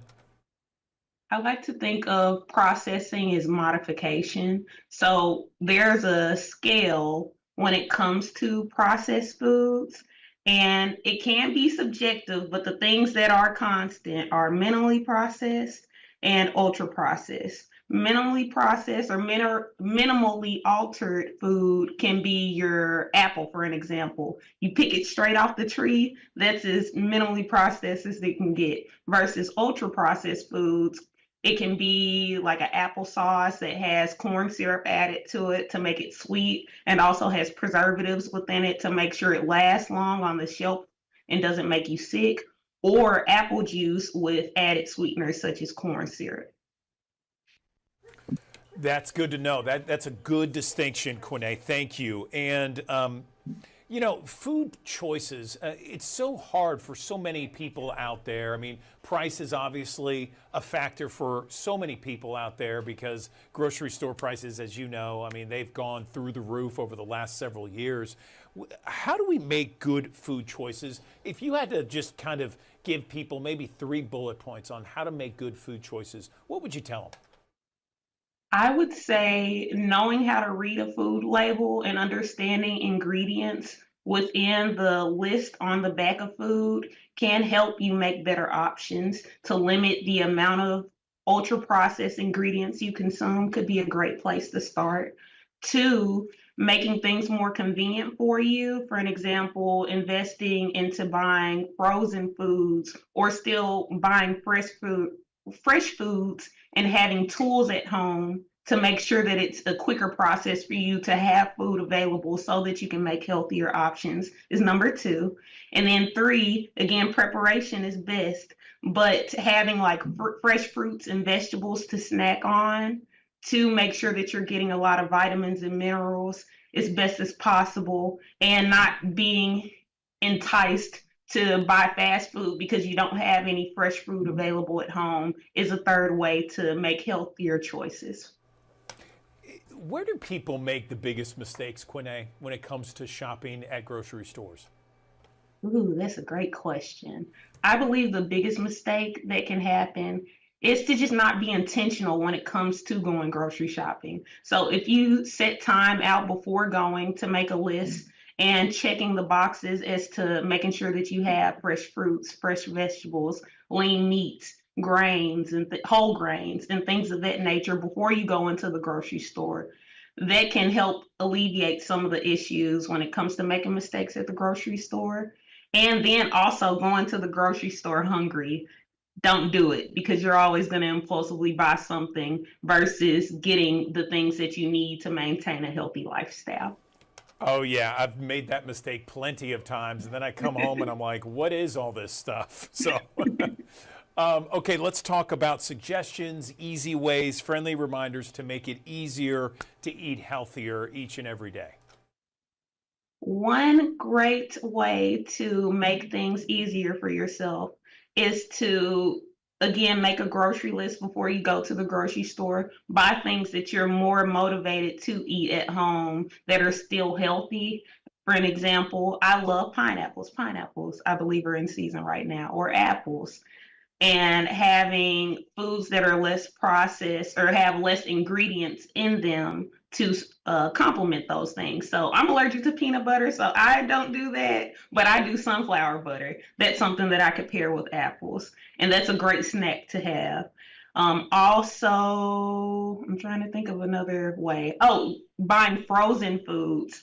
That can be a cheap and also affordable way to get vegetables and fruits in that aren't as processed as per se your canned foods that have added salt in them, or for fruit, canned fruits with corn syrup added into them.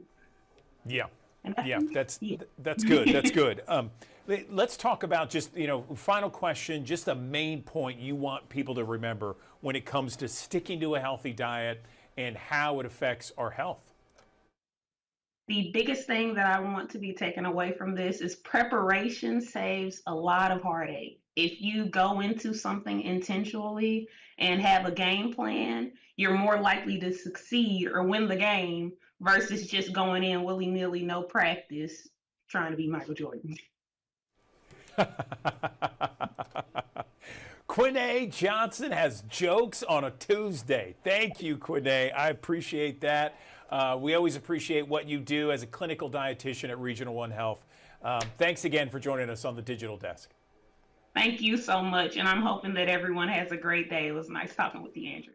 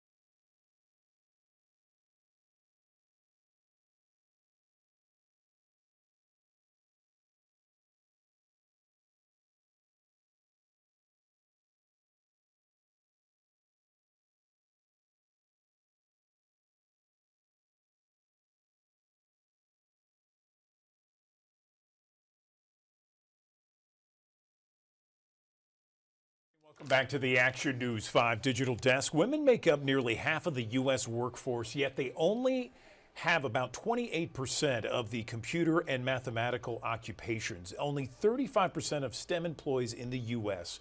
are women. So why is there such a disparity there? Let's bring in a couple of women to talk more about this issue. I'm joined by Dr. LaQuata Sumner and Scarlett Howry. Dr. Sumner is an experienced teacher, children's author, and STEAM philanthropist who leads drone and engineering camps throughout the country. And Scarlett Howry is the Vice President of Public Workforce Solutions at DeVry University. Ladies, good morning to you. Let me ask you both this. Why aren't more women in STEAM? Well, we can see that we are making strides. Women are making strides in the STEAM field, but we can also see from the data that it highlights that we still have some challenges. As an educational institution who is committed to closing those skills gaps and fostering continuous learning, I see firsthand how hands-on learning and real-world problem solving can help that problem. And even programs like our program, Her World, which allows us to introduce STEM activities to middle school girls. And then our program, the Women in Scholars program, which provides resources and tools to women who are starting out in the tech field, which are valuable resources to them. Scarlett, did you want to say anything? Yeah, I feel it's very similar to Dr. Sumner here. You know, it's important for us to make sure that we provide resources to our learners so that they can experience STEM in a meaningful way where they're able to do those types of hands-on activities that will allow for them to just see themselves in STEM and therefore be able to choose that as a potential occupation for them. So let's talk in 5 to 10 years. I mean, what kind of career opportunities will be available when it comes to STEM type jobs? Yeah, AI, high volume data analytics. They're changing the way that we work and we learn. We're seeing positions that are being eliminated and other positions that are changing in ways we just wouldn't have thought of 3 to 5 years ago. It's why upskilling and reskilling is not just a nice to have, it's essential. Degrees will still be important, but it's just not the only pathway to gaining the skills you need in this new digital environment.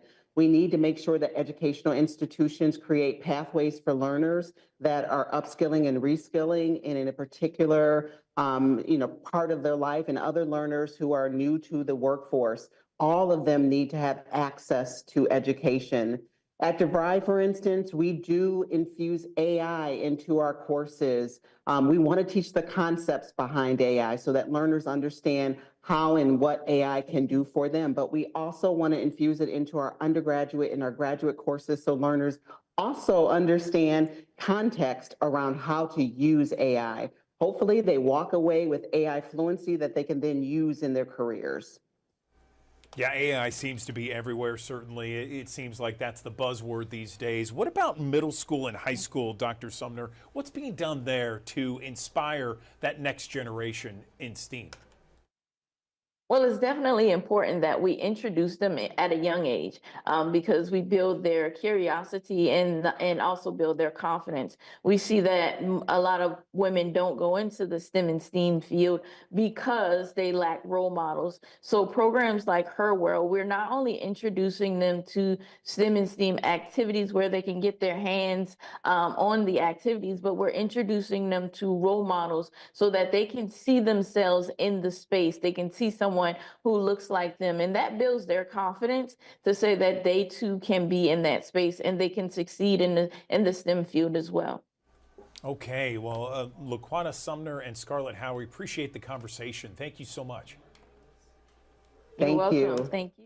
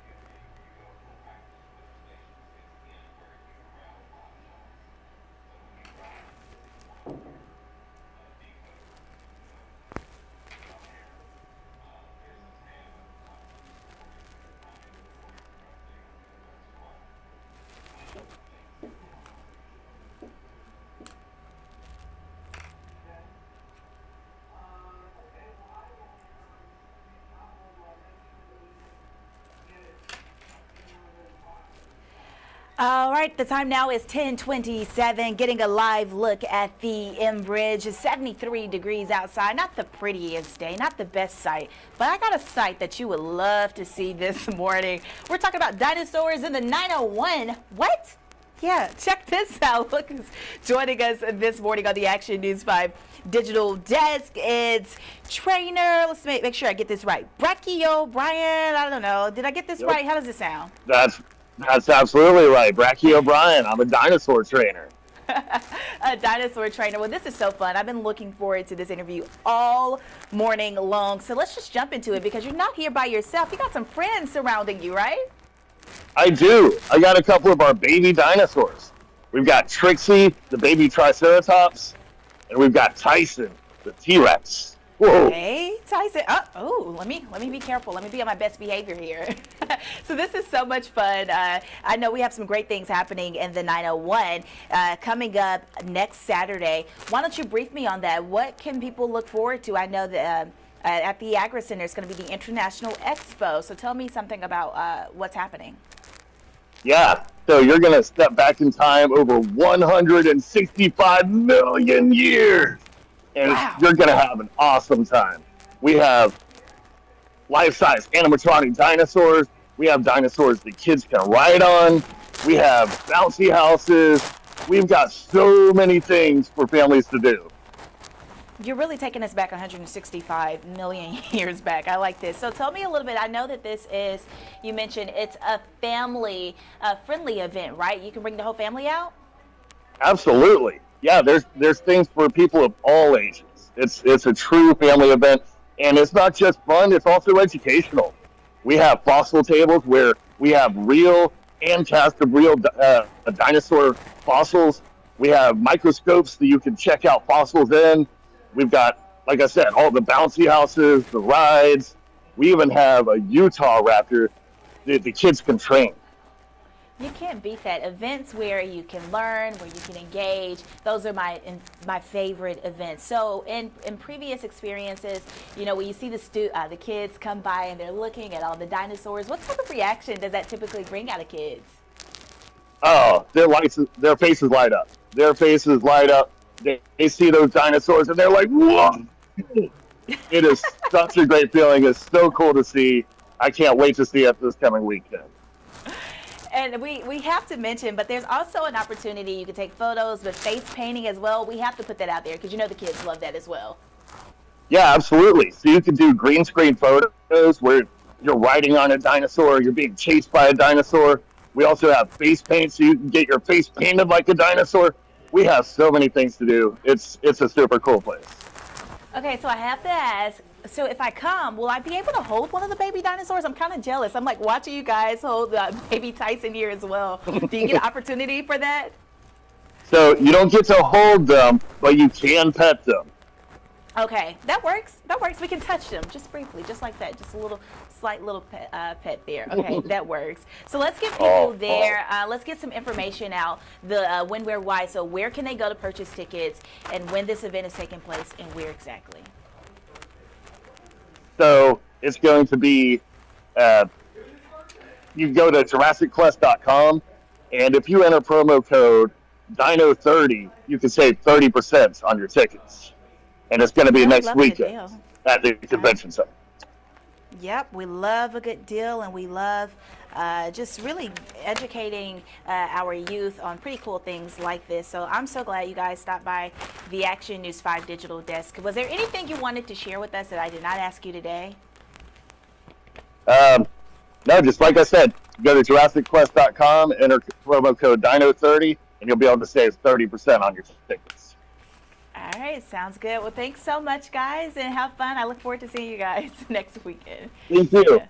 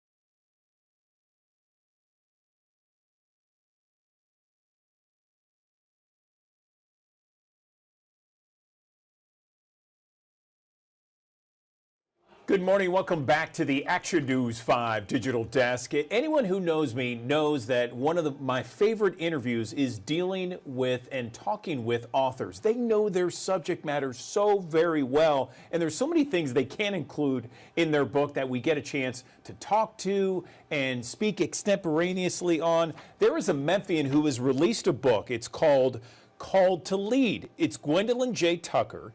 She has a new book out there, empowering first-time leaders with personal experience and practical strategies. Gwendolyn Tucker joining us on the digital desk. She is a CPA. She's president of Ricks International LLC, where she has designed leadership workshops for organizations like the U.S. Navy and healthcare organizations. Gwendolyn, good morning. How are you? I am wonderful. Thank you so much for having me today. I appreciate you being here. So tell me about the book. First off, why did you write it? Yeah, so thank you so very much for this opportunity to share.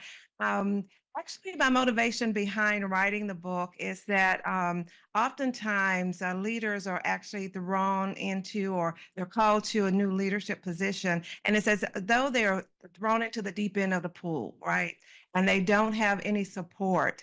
And left to themselves, they are actually will tread water for a while, but then they start to go down. So I wrote this book, Called to Lead, What to Do When a Leadership Position Finds You, to give new leaders and first-time leaders a roadmap on how to ramp up the curve and to be able to be successful more quickly.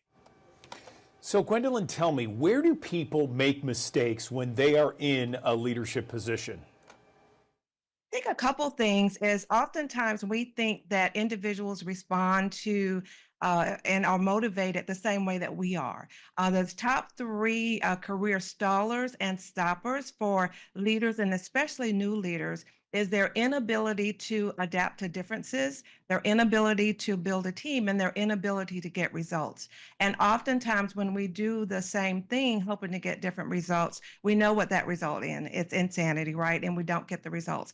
So oftentimes we know how to play the game, but when we're called on to be the coach, we don't know how to parlay that into being a successful leader. Interesting. I can see that. I totally can see that. So tell me maybe 2 or 3 takeaways. We don't want to give everything away in the book, of course, but give me 2 or 3 takeaways that you want to leave those readers with. Well, a couple of things. Again, the title is Called to Lead, What to Do When a Leadership Position Finds You. Is oftentimes when we just kind of dive in and we think we know what we're called to do, but we're not. And so we need to understand what the work of leadership is. And in my book, I've actually divided it into 3 sections. And one, I share a roadmap, a 4-step roadmap to be able to ramp up the curve. But I also share some practical experiences in the leadership vault that I've included to be able to learn how to apply what is in the book. I know I love to read, but I also love to benefit and read books that I can take and put into practice to help me in my day-to-day work. So I would say those would be 2 things that I would encourage and would be takeaways from the book. Do you have maybe an example of something that happened where your leadership skills were tested and you were able in a position of leadership to soar above expectations? Yes. So in my internal audit days, I was promoted to the manager of the team. So I moved from a senior auditor to actually leading the team and responsible for the audit scope for the wood and distribution team, which in auditing that section is very different than leading auditors and interacting with our external auditors and individuals and even the business leaders. So it was a big jump and a big leap to go from actually the auditing of the work to actually overseeing those who did the work. And I'm very thankful that I had someone who was very supportive, a leader who did not leave me out there to drown, but to actually be a flotation device or provide a flotation device and support for me in that role. But I would say that that would be one role in which I actually took a huge leap and was successfully able to lead in that role in terms of developing that role. Thank you for answering that. I appreciate it very much.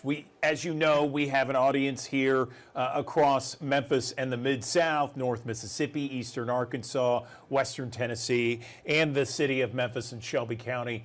What would you say to people here in our area, the Mid-South, about this book and maybe some of the advantages or perhaps challenges that you had to overcome?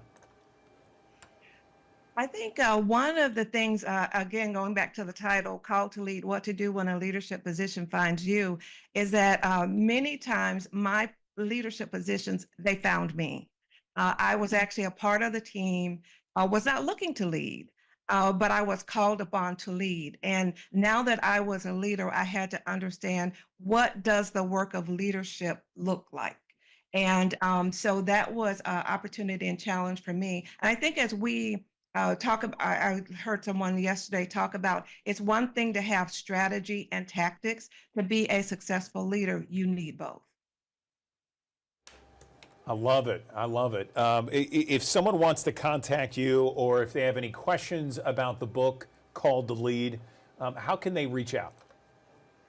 Yes, they can find me on LinkedIn. And I also want to put a plug in for our local booksellers, Novel Bookstore, as well as Barnes & Noble in Collierville and Books A Million in South Haven carries the book, but they can reach out to me on LinkedIn.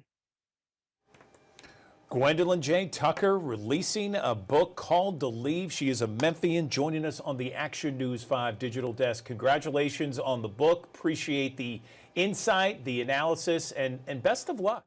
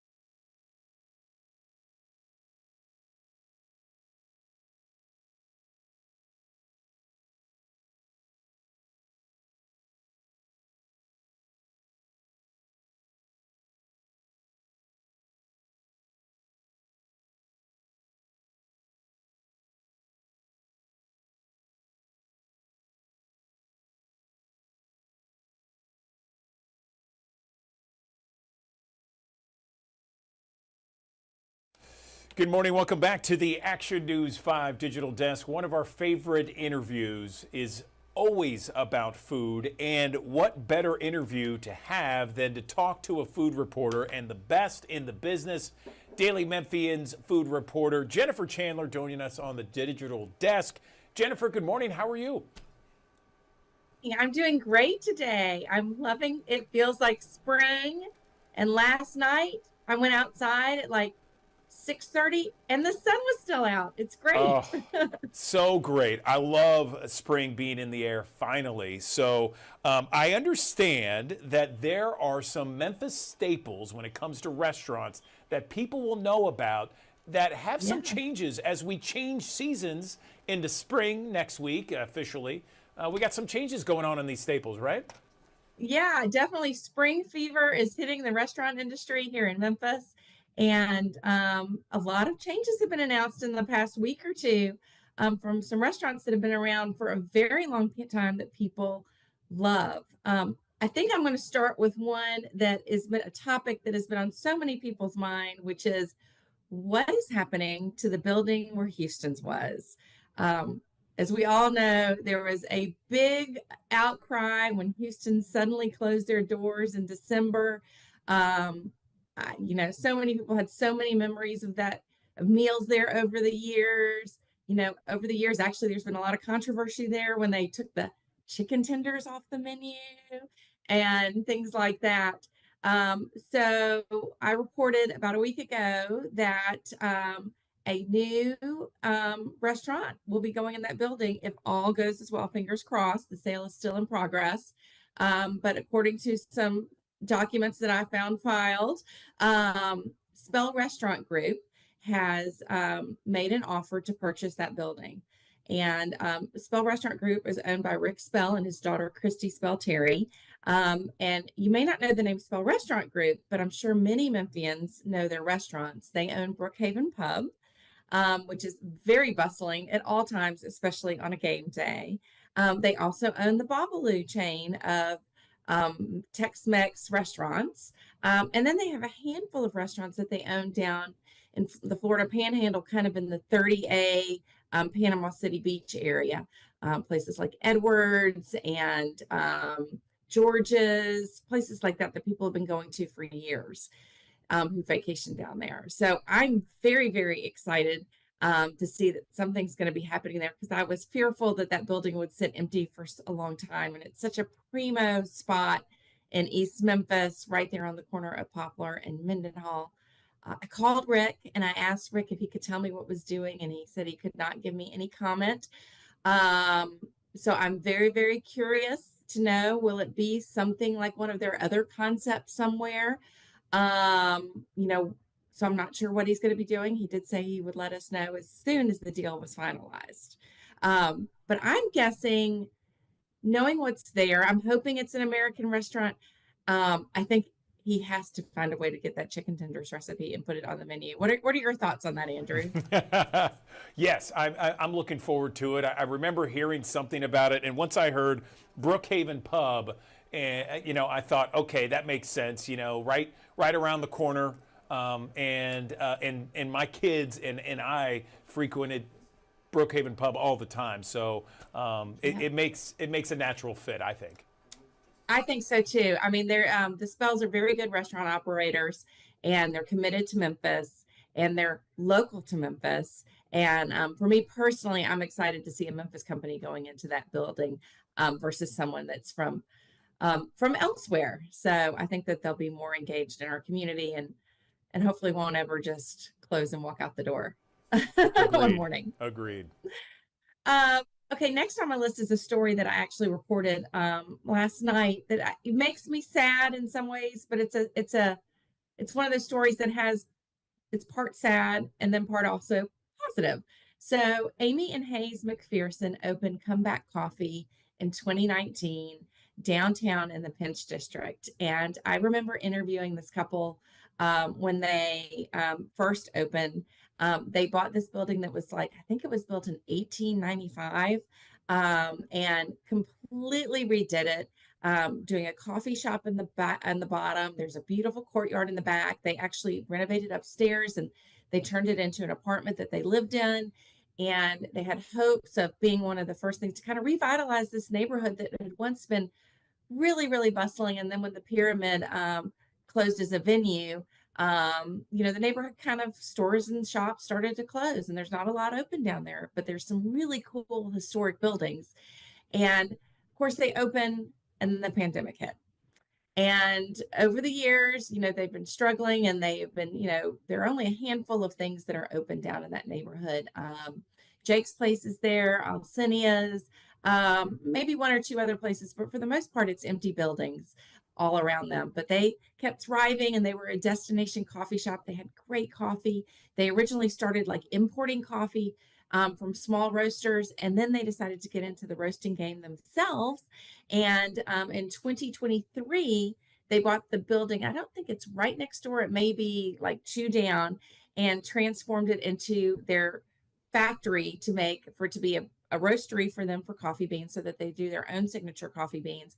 And then they also, along the way, they started doing coffee sodas, which is something I had never heard of before they started doing it. But it's basically a carbonated version is how I like to describe it, of an iced coffee. They probably hate that description because it is so much more and has so many more nuances. But if you haven't had a coffee soda, now that the weather's warming up, they're so refreshing and really interesting. So they, for the past 2 years, have been operating and growing their business out of that. So they're closing their coffee shop on, I believe it's April 11th. Double check the date in my story. And they're going to focus on growing their business for roasting coffee beans and their coffee sodas, which they've started distribution nationwide already for both of those products. So they have a lot on their plate. And one of the things too, they're doing special roasting beans they have a special blend that they're going to be doing for JoJo's Espresso, or that they do for JoJo's Espresso, which their new coffee shop should be opening in a few weeks. We'll have more about that coming. They also do Bywater coffee, which is a trailer. They do a special coffee blend for them. So they're doing really, really cool things. So while their coffee shop, which I actually love to go and work there and hang out there and get a coffee, they have great specialty coffees, is closing, we're still going to be able to get their products and probably more as they have more time to be more creative about it. Had you ever been there, Andrew? I had never been there, but I remember you talking about it, and I remember hearing about it, and just the timing of right by the pandemic and right during the pandemic. Yeah. That's got to be tough for any restaurant, really.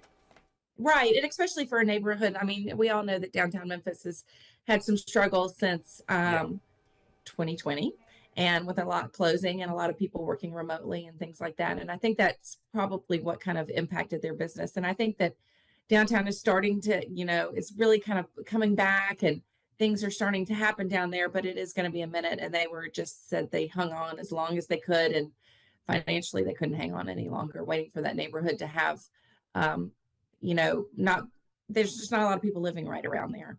So it's tough. Moving on, a little further out east into the Cooper Young neighborhood. This is a big one. Cafe Olay, which has been around since the 1990s, is rebranding. It actually closed this past weekend. And the owners, Kendall Robertson, who also owns Alfred's and Dyer's downtown, and Automatic Slims too. And he was the founder of Ubi's, his family was. They have a family restaurant business, and they don't have a restaurant group per se, but they own several restaurants. And he said it was just time for a refresh, that he felt that there were, I forget the number, but there were just so many Mexican restaurants within a couple of miles of this location. Whereas when Cafe Olay opened, it was probably one of the first Tex-Mex Mexican restaurants in the neighborhood. But now the market, he feels, is very, very saturated. And he feels like it was time to do something else. They're going to completely kind of give the whole building a facelift inside, paint job. They're going to put new tables, new booths. They're going to add a stage for live entertainment. He is still working on the menu, so he couldn't reveal too much about that, but he hopes to open pretty quickly. So originally he said they had hoped to open by March 17th, by St. Patrick's Day, but he thinks that was a little optimistic with all that they needed to do. But it should open sometime in the coming weeks. Still playing around with the name, what it's going to be. But one thing he did give me a hint of is that some version of one of their famous burgers will be on the menu, because, they're known for Dyer's Burgers, and Ubi's had a really good burger that when it was open there in on Highland, in that Highland kind of University of Memphis area. So I expect a good burger to be on that menu. Oh, and they also said they're keeping that great patio they have there, and they're going to be putting games on the patio. So it's going to be a different Cafe Olay, but it should be a lively, fun spot to go to if everything goes as they plan. So, and one of the things, I have another thing to share about Cafe Olay. One of the things that everyone who has asked me, one thing that menu item people have asked me about is their stuffed bacon wrapped shrimp, because that is their signature item. And Kendall did tell me that will be the one menu item that carries over from Cafe Olay into the new concept. So it should be pretty good. That sounds great. I mean, it's probably time for a refresh, and I think people are ready for it, Yeah, they had bought, the family, the Robertson family had bought Cafe Olay, I think about 12 years ago, something like that. And they kind of did a refresh then. But, over 10 years is a long time for a restaurant. I mean, there's, restaurants, they need to be refreshed pretty often, because, lots of people go through there, so, it's time. So I'm pretty excited to see what happens there, and I'll keep you posted. And the last one on my list is a market that I love down on Harbor Town called Cordia. So it's not a restaurant, but Cordia's Market it used to be Miss Cordia's, and then it became Cordia's Market. And it is just really a gem of a specialty grocery store. It's really a neighborhood grocery store, and they really focus on serving local products. I mean, you can buy everything from treats from Muddy's Bake Shop there to you can also get foods from oh my goodness, I'm drawing a blank. Grecian Gourmet sells some products there. I mean, there's just so many local foods that you can find there, and it's just such a gem of a place. And it was opened by Henry Turley when he was developing the neighborhood, and he named it after his, I believe it's his mother or his grandmother. And he is selling it to a longtime employee, Erica Humphreys, and her husband, Robert. And Erica had been the GM there for a very, very, very, very long time. And she's great. I've worked with her over the years, as my source when I was, calling and getting information about things going on at Cordelia's. And she's really passionate about the neighborhood and the grocery store. And it can't be in better hands. And when we asked Henry Turley why he was selling it, of course, he said, "I'm in my 80s. It's time to pass it along. And I can't think of anybody better to pass it along to." So expect all of the things that you love about Cordelia's Market to remain, But one of the things that the Humphreys have planned is they're going to expand the back of the market. Is kind of been over the years. It's been a deli, it's been a cafe, it's kind of done different things. But she plans to kind of open it up to a little bit more of a restaurant concept, that serving like a meat and three during the weekdays for their customers, and a little more, I guess, made from scratch products, food products, hot food products coming from there. So I'm excited to see how that kind of changes and what happens. But all of these are really positive things that are happening. You know, as I said, spring makeover may be the theme of this segment that we're talking about right here. And I think they're all good things happening. No, I love it, and Cordelia's is you're right. It's so unique, it's so local, hyper local, and people in neighborhoods, they love that kind of stuff because it's so rare these days, you know. Yeah, it's a really, really special place. I mean, I'll give a shout out to, if you've not been to High Point Grocery, which has been around, gosh, yes, forever and ever, and it was bought by the family that owns Cash Saver. Rick James. And Yep. yeah, Rick James. And Yep. and they are really passionate. I guess he grew up going into that grocery store, and he kind of didn't, when the family that was closing, you know, originally had it, was closing it, he swooped in and he saved it. And since then he has opened South Point Grocery downtown. He's opening another South Point in South Haven in about a year, in the coming year, I think. But it's really these little gems of grocery stores that kind of, you know, have everything you need, and focus on local products and really feel like a neighborhood place, and you can get in and out very quickly. And it makes you smile when you see those things still exist today. Kind of like this segment, Jennifer. You make us smile each and every time you come on the Digital Desk. Thank you so much, and we look forward to reading more about your articles. Tell everybody where we can read your stuff. Oh yes, all my stuff is available at dailymemphian.com/food, or you can click on the food section. And we have a great team of reporters working on the food scene there, kind of keeping you abreast on what's coming, what's going, and then some in-depth looks into different things going on in the industry. So please head over to dailymemphian.com and check out our stories. All right, Jennifer Chandler joining us on the Digital Desk. Thank you so much, Jennifer. We appreciate it. Thanks. It was great to see you.